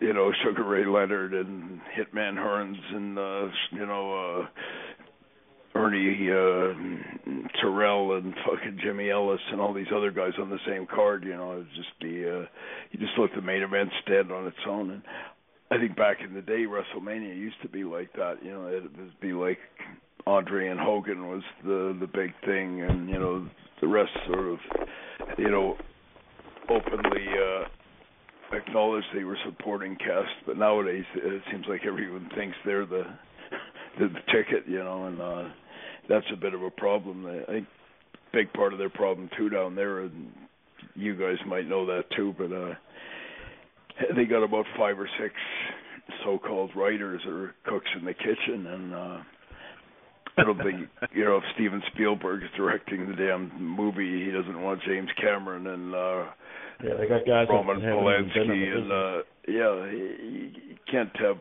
you know too many chiefs and not enough Indians. Yeah, you got Bill Belichick maybe is the guy calling the shot at the Super Bowl. He doesn't have 20 guys submitting plays, and geez, I don't know about that. You know, that's the way I see it. You know. They make out like it's almost too much for one booker, which to me is total bullshit. If you're a decent booker, you should be able to orchestrate the schematics for a whole damn card without any problem whatsoever, you know, and rest assured that you know what the hell's going on. You know, if I was booking and I had 3 or 4 other guys that were also, I'd always be going like, I don't know what the hell he's gonna do, or you know, my stuff's in conflict with his, and you know, it doesn't make for a good outcome. So I don't know what the hell. Not conducive now. No, totally not. Yeah, and you and I actually spoke about that a couple months ago, Bruce. It's like it's almost the kind of thing like too many Chiefs, not enough Indians. Everybody's trying to run the show. Everybody's trying to, you know, get the spotlight. Oh yeah, not too many. You know, a big part of success at it's a team endeavor more than an individualistic. You know, obviously it looks like it's individualistic, but it's all a team thing, and a big part of team is knowing your role. Sometimes being happy with being, you know, playing on the third line, or being a backup or something like that. But if everybody's trying to be the you know, compete and almost resentful of the other guy getting a push instead of them and all that other, then you know, you encounter a lot of unnecessary problems, and I see that too often now. You know, guys are, you know, pissed if they have to do a job, or they're angry that somebody else got a higher billing, or they got pushed more than them, or you know, all this other, you know, and it's not conducive to you know, being successful as it should be. For sure. Hey, and Chris, I want to thank you once again for calling in. And before we get to the 780, which is Jim, who is calling in from Fort McMurray, I'll do my we pretty much talked all about WrestleMania, so pretty much everyone who knows the matches, I'll say the matches to Kurt, I'll say the matches to Bruce, and then you guys will pick the winner of each match, because we already talked about the WrestleMania a lot, and then we'll be able to wrap it up for sure. And I want to thank you, Chris, for calling in. I really appreciate it. Absolutely. Once again, awesome. And before we get to Jim, my WrestleMania. Hang on a second. All right. No, I'm on. I got it off. Dive. Oh, okay. Hello. I'm still on. If your phone dies, that's all. It's all good. Let's see here. My computer's frozen here.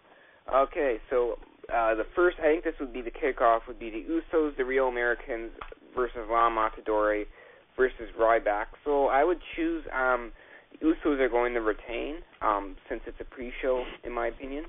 The Vicky Guerrero Divas Championship Invitational is going to be won. I'm very interested in this.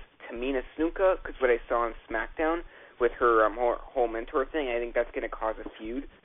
You guys might think I'm crazy. You guys might think I sound somewhat educated, which is good. I am an educated guy. I'm an interviewer. So let's see here. This went off the screen here.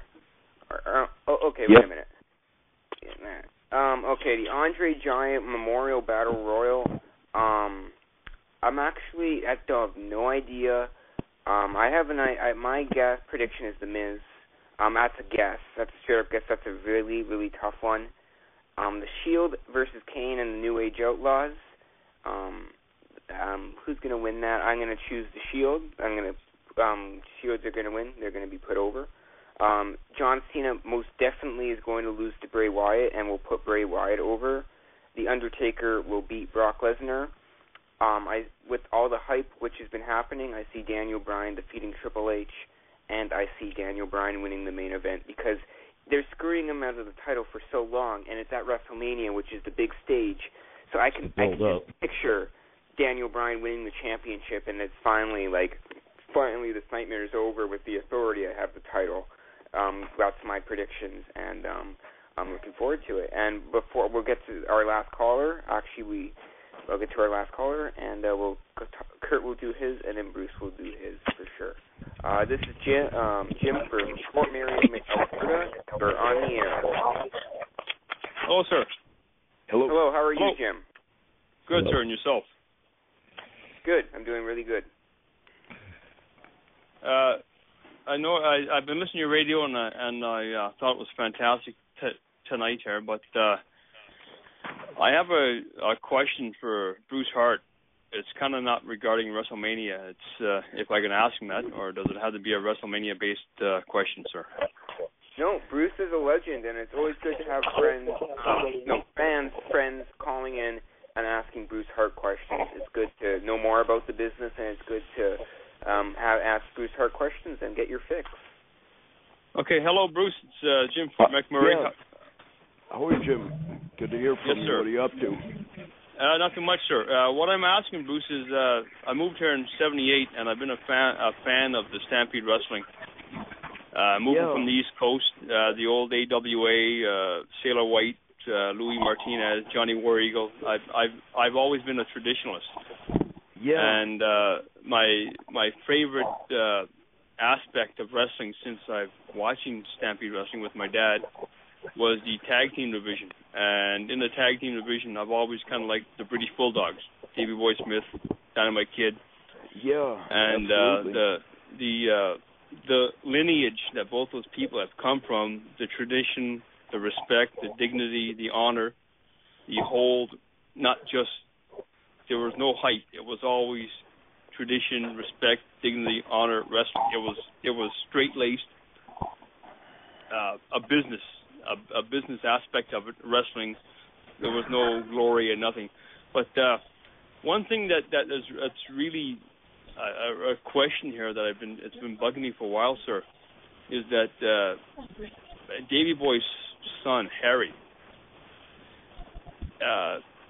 kind of a two-part question, Bruce. Is that yeah. my opinion on why the WWE never picked up on this is that on the use of Harry is because he's not a how do I say this politely? Like flamboyant. He's a straight-laced wrestler. He comes from a strong lineage. Yeah, I heard that too. You know, his he wasn't a talker. He didn't have enough kind of supposed pizzazz or whatever. But his dad never was a great talker. But he was in the old days there was a lot of guys that were not really great on the mic, and I think there's too many guys that just yak all the time. But in the old days, you'd have managers for that reason. That's why you had guys like Jimmy Hart and Bobby Heenan and Captain Lou and all of that, and it's the same now, but yeah, I thought Harry was, he's a phenomenal wrestler, way better than anyone ever got a chance to see in WWE, and I was disappointed he never got the push. They never even seemed to capitalize on his pedigree. They called David Hart Smith. They should just call him Davey Boy's son. Pushed, and there was all kinds of potential there.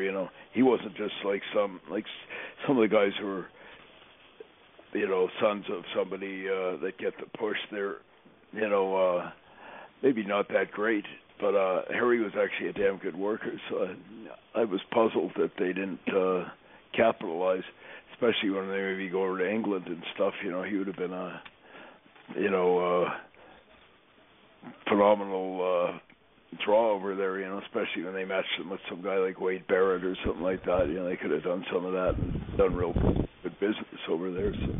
Well, at least he's a big hit over in Japan right now. Yeah, he's still doing well over there. I'm hoping that the door's still open for him if he wants to. He comes out to our workouts here in Calgary quite often because he headquarters here. So, but yeah, he's a good guy and pretty dependable and steady and even-tempered and all like that. So, hopefully he, will resurface. Yeah, exactly. Sure. My thing with this, I just watched a video review of. I remember him in the ring. I believe it was at the Silver Dollar Showroom. Him and his dad tag teaming, and it's just sad to see that the sport that we've all known to love and grow to love be so dictated by the media.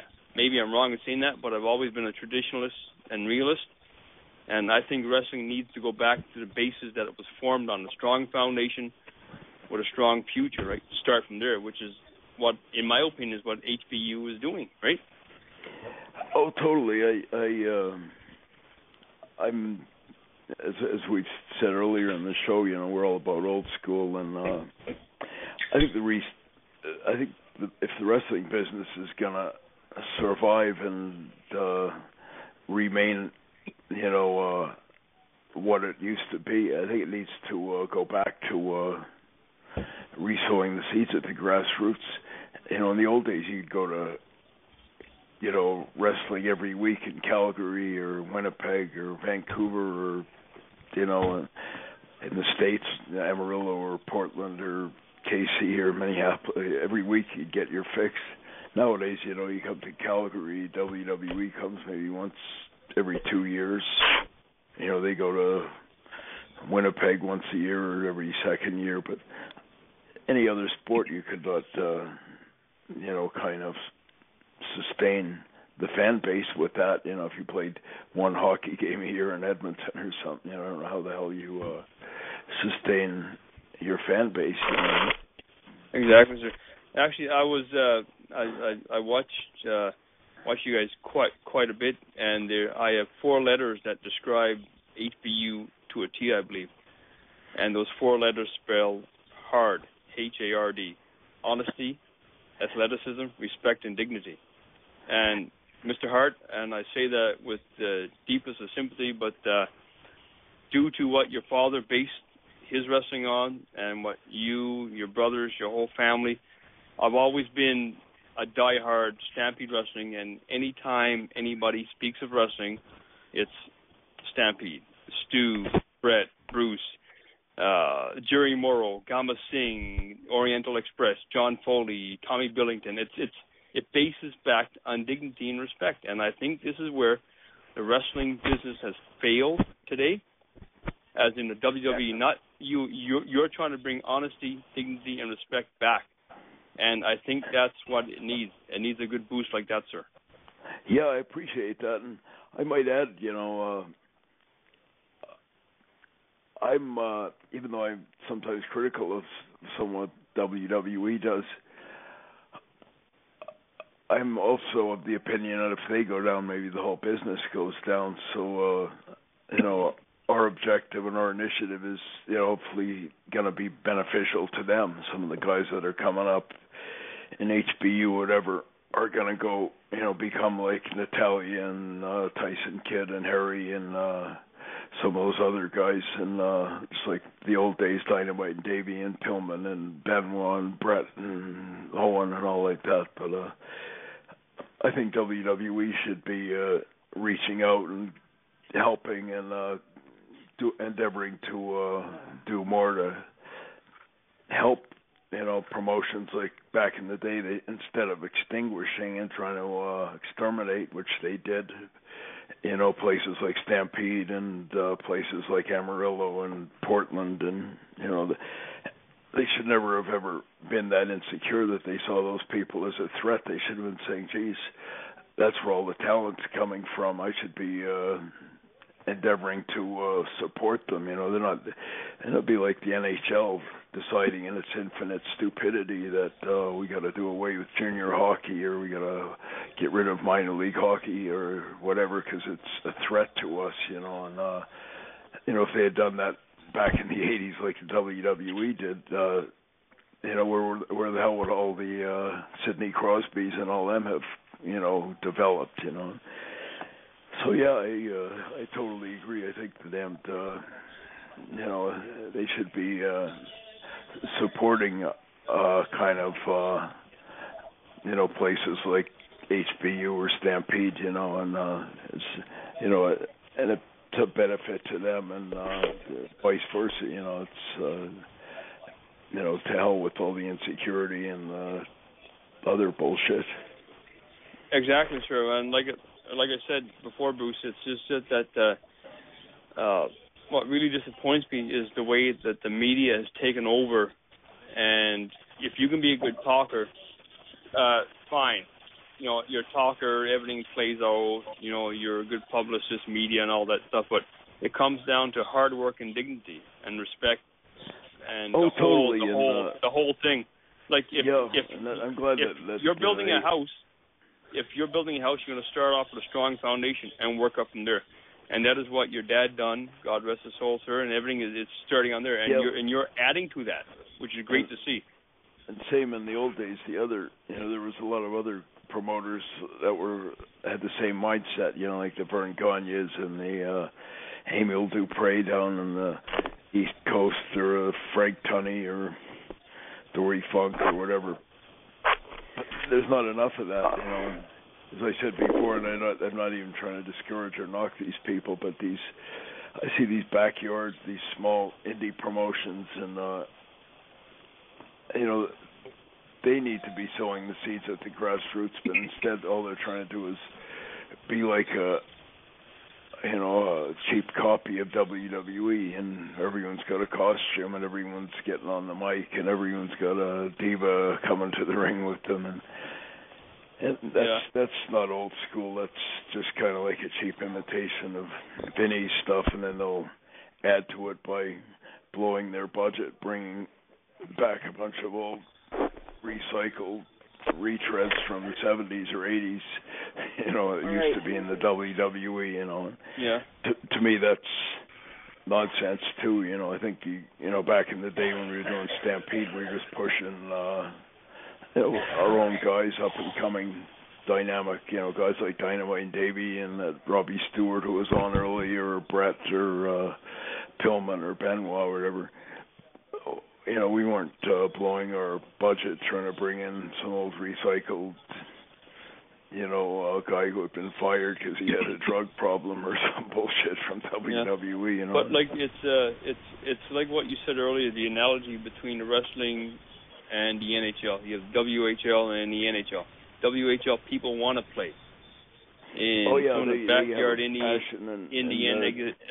the organizations. They want to wrestle because of people like your father, Vern Gagne, Lou Thez, the old school people, right? I think it needs to go back to that, especially for the fans. The fans are the ones who've been shortchanged more than anybody in this whole equation. As you were a fan. You'd go to the matches every week and see some awesome wrestling and see these up and coming stars and all like that, and you didn't have to pay $200 a ticket. It was like $10. Yeah. Dynamite Kid and Brett and Davey and Bad News and Schultz and all, and it's like, wow, this is, And, well, the biggest thrill for me, sir, if I can get a little bit personal here, was back in was actually when you people were here in Fort McMurray, and I actually got to talk to you. I got to talk to Brett, Owen, Keith, Dynamite. Like it's you can relate to those people. Some of these people you can't relate to, like the John Cena's and the other WWE people. No, you never ever get to meet them. If you do, they're there's a bodyguard or something. Okay, pay $10 for your autograph and move on down the line and all like that. No, I don't, and I don't do that. And what really impressed me one time, sir, was your brother Brett here in Fort McMurray, and Chris Benoit. When I actually got to talk to them, they actually spent a few minutes and spoke to me. So that meant, like, if I had my choice right now, old school traditionalists, like if I ever get the chance to go to CHC, like the Vern Gagne, the Lou Theds, the old school people, those over the Stone Colds and Edges, you can put them in the corner with a broom or mop, as far as I'm concerned. It's tradition and respect and dignity. That's what I like, right? I'm hoping our friends in New York hear that, They need to be the ones hearing this, because, that's vital to the survival of this sport. I believe that you, put something back at the grassroots, rebuild the foundation, You can't just keep going the way they're going with just putting one-dimensional stiffs and muscleheads and stuff in the ring and hoping that nobody realizes they can't work and all like that, Excellent. Thank you, Jim, so much for calling in. We have 2 minutes left, so we'll get right to the WrestleMania predictions after this one last caller for the night. Thank you so much, Jim, for calling in. It was great hearing you talk to Bruce and everything, and you enjoy your night. Thank you, sir. Thank you. All right, we got one more caller. People that are listening right now, you can listen to the archived version after this show. You can listen to our predictions. Area code 587, you are on the air. All right, Bob calling from Calgary. Man, what a great show that was tonight. Unfortunately, my computer down here kind of conked out, so I missed it. I'm going to have to listen to the archives. I got so many calls on Facebook about that show. It's unbelievable. And I just want to let you know, Jordan, I got a call here. We're going to have you guys on next week for another 2 hours. And I've got a call from a gentleman who's going to be on tonight. He was wrestling in North Carolina, Cue Ball Carmichael. He'll be on that show. And we're hoping all the guys like Sebastian and BBM and Robbie Stewart and all those guys who called tonight, we hope, and Bobby Valenti, we hope they all be on the big show next week, same time, same channel. That's awesome. Appreciate the call, Bob, and look forward to it. Looking forward to it. I just wish we had about another hour here. We've had unbelievable response, and I got calls coming like out of the yin yang, and but like I said, we contacted Blog Talk Radio, and they said, yeah, you guys got 2 hours next week, so we'll do some more of this next week. If that's okay with you, and I'm looking forward to it. Yeah, we could possibly have our postmortems of the WrestleMania, the good, the bad, and the ugly. Yeah. Well, you know what? Really wonderful. Again, I want to thank. Go ahead. It's just good to see that Heartbeat Radio is growing. It's good to see that more and more people every day, like guys like Jim, for example, are learning more about the grassroots, and more about traditional wrestling. And if there's more people that are 18-year-old kids like me that know about the grassroots, the more they're going to be in this business more and learn more about the grassroots and how to apply that in this business for sure. And I'm looking forward to doing it Saturday. Yeah, we're certainly looking forward to hearing from any and all of those people at HBU. You know, you can get a hold of us online or Facebook or whatever. And any of your listeners out there, Jordan, anybody that's got designs on a career, now's the time. You know, that's what our main objective here is, to provide that opportunity for, you know, people that are aspiring and wanting to, you know, be the next generation of Owen and Brett and Dynamite and Davey and Benoit and Pillman and Natty and TJ and all like that. That's where it happens, you know. So. Yep. All right. Well, thank you, Bob, for giving us that announcement. And let's get right. Oh, I'm sorry. Oh, man, I just thought I just cut him off by accident there. But the point is, that's horrible. I'm so sorry. But the point is that it's just great to have that make the show grow. It's great to see me, a young 18-year-old kid who was just at the shows like a few years ago, sitting there in the stands, getting to like kind of get my feet wet, co-host the show with Bruce. It's just an honor, and it's great to do these things. It's really an honor to do that. And let's do our WrestleMania predictions until our show cuts off. Kurt, what are yours? You know all the matches and everything? Ring them off. I remember some of them, just not all of them. So I think like the Divas match. Yeah, I think Tamina's going to go over. I don't agree with it. I don't think she's that great of a worker, but I can see it happening. Battle Royal, I think they're going to have Paul win it, or Big Show, just because, you know, him being like the second giant, it'd be fitting, at least for the first one, to have him go over. Cesaro, the Real Americans, I think it would make sense to put them over, because I know everybody's a big Cesaro fan. Trying to think what other matches are there.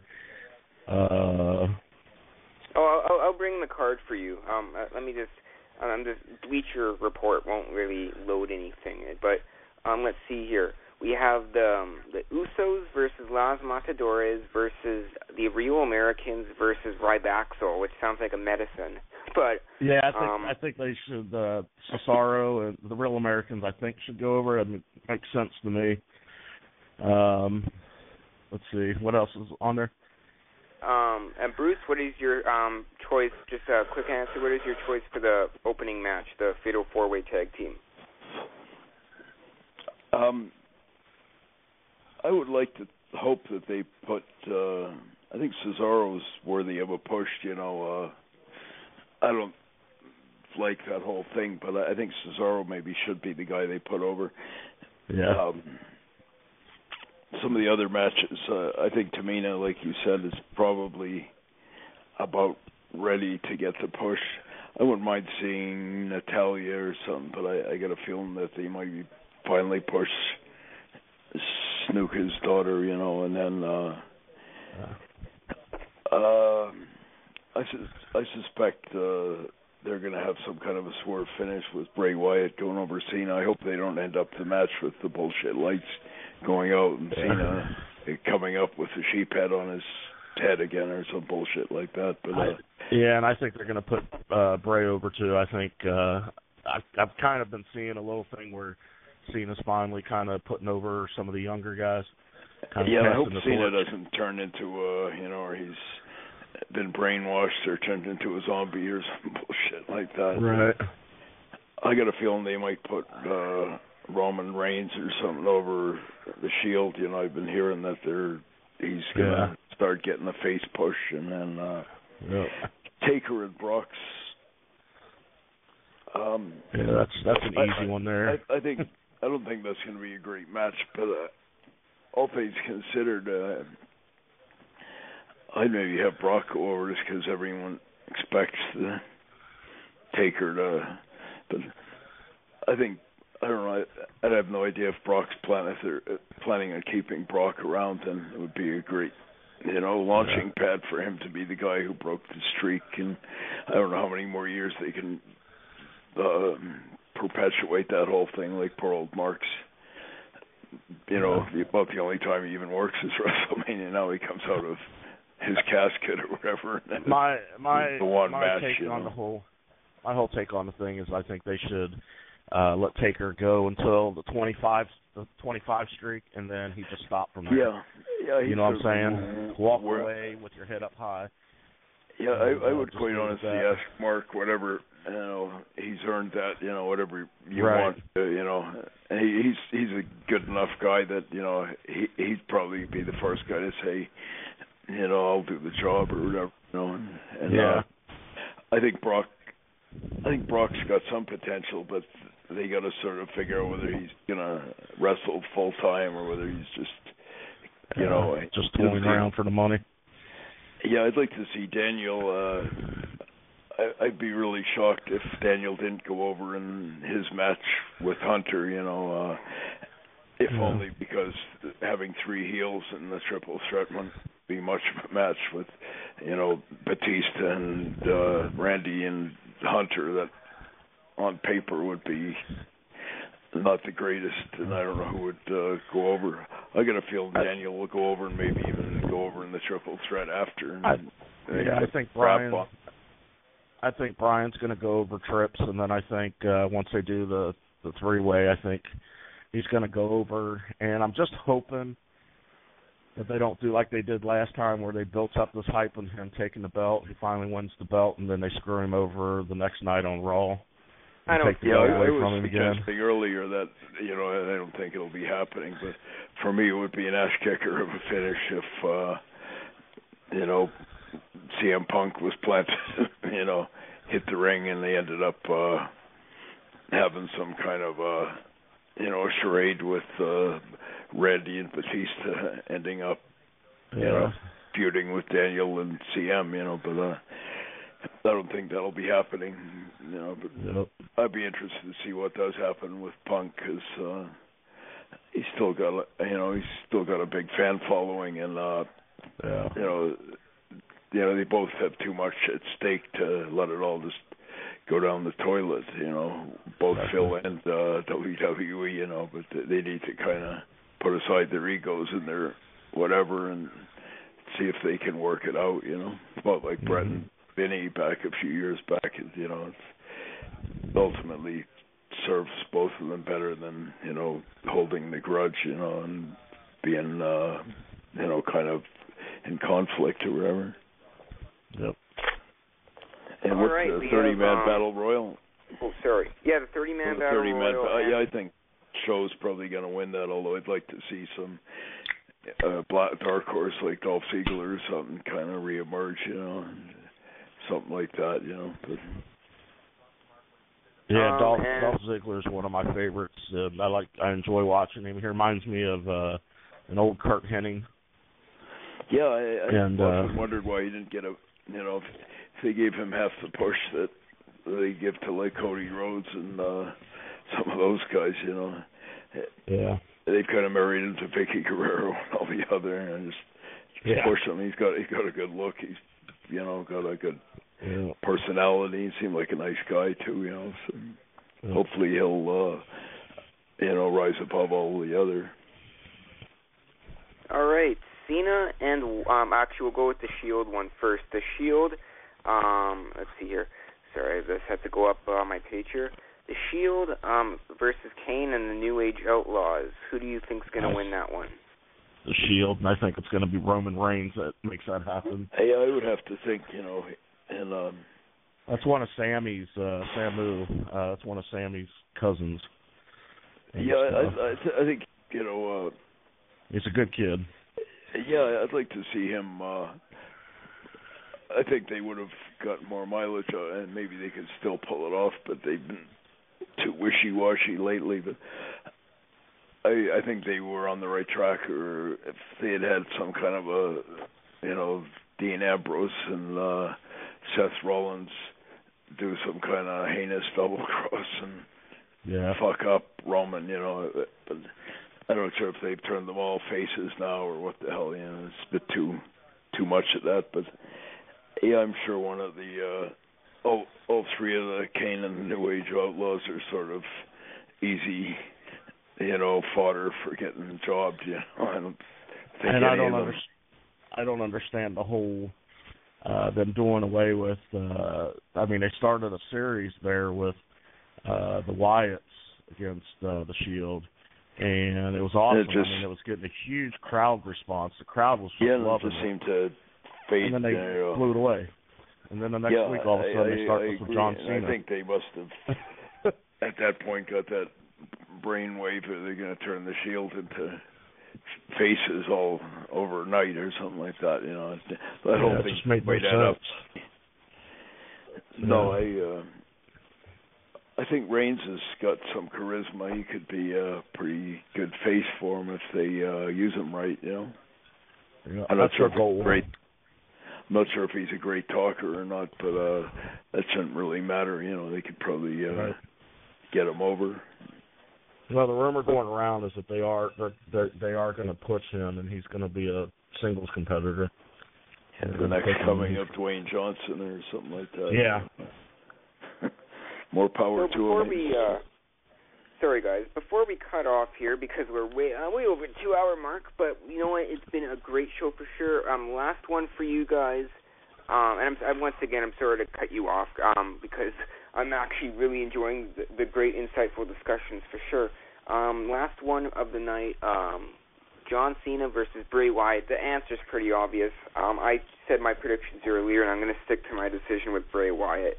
Bruce and Kurt, what do you guys think? I think Bray Wyatt. Yeah, I would say the same. I'd be surprised just because they've put too much into this whole. Sometimes it's been a bit too contrived and all, but I think there's far more benefit of having Wyatt go over and Cena being victimized, or he's good. If Cena just beats Bray in the middle, then that whole thing almost kind of dies on the vine. That's the way I see it, I just hope they don't. His character. Yeah, I just hope they don't engage in too much of this silly stuff where the lights go out and, like they did a few weeks back where Cena winds up with a sheep head on or being tarred and feathered or some bullshit, But no. I'd like to see something really strange where Cena maybe turns heel and or something like that, or some totally out of the blue, thing that we didn't see coming, and, I don't know what, but yeah, I got a feeling that Bray will somehow or other go over, and hopefully it'll be unloaded, fairly sensibly, Yep. Well, you know what, you two, it's been awesome to have both of you guys on.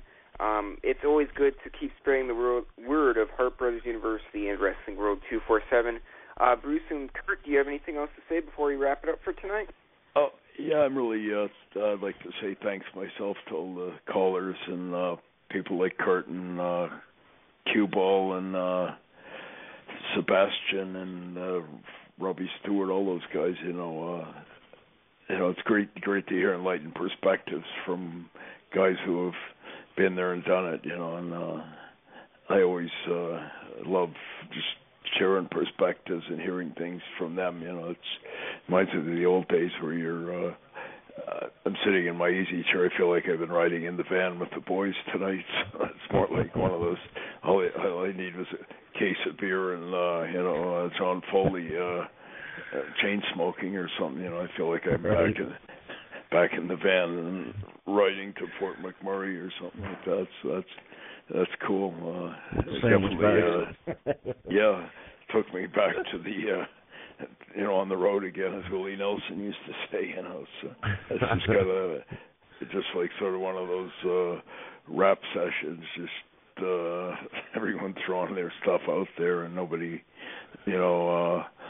being too pretentious or giving a shit, So that's cool. And I just want to thank. And I just want to thank Kurt, you, Jordan. You can finish off. Yeah, I just wanted to thank you, Jordan, for putting us together, and I also want to give a shout out to Bruce and Bob Johnson for giving me this opportunity and on this new adventure, and hope that we can build HBU into a I'm big very thing. much looking forward to you were talking about doing some seminars down in your neck of the woods. I'm excited about that, and it's all, I think, big part of the restoring, resowing the seeds and spreading the gospel one more time. Right. But I hope we can get you back on the show on a regular basis, Kurt, and if you come across any of the other guys like Cue Ball and some of the others, even old Les Thatcher, or some of the guys in your neck of the woods or wherever, I'd love to get them on the show. That's what it's all about, is bringing that kind of perspective, and I think the listeners and aspiring new wrestlers can benefit from that and probably enjoy hearing about it. Definitely. Awesome. But thanks very much. An awesome job today, Jordan. You deserve a lot of credit for keeping the things flowing here tonight. It's not easy, so good job. Thank you, Bruce, and I look forward to hearing from you guys next week. It's gonna be a good time having another 2-hour show here on Blog Talk Radio and Wrestling Road 247, and of course the Heartbeat. Thank you guys for being on. All the best. Yeah, all thanks. the best. Have a great night. Yep. Yeah, you too. Bye. Sure, guys. That was a great show. Really, really awesome. We host our WrestleMania predictions. You are listening to the downloaded part of Wrestling Road 247's Heartbeat Radio. Great show tonight. Next week, 2 hours, 10 p.m. Central, WrestlingRoad247.com. Don't miss it. Have a great night.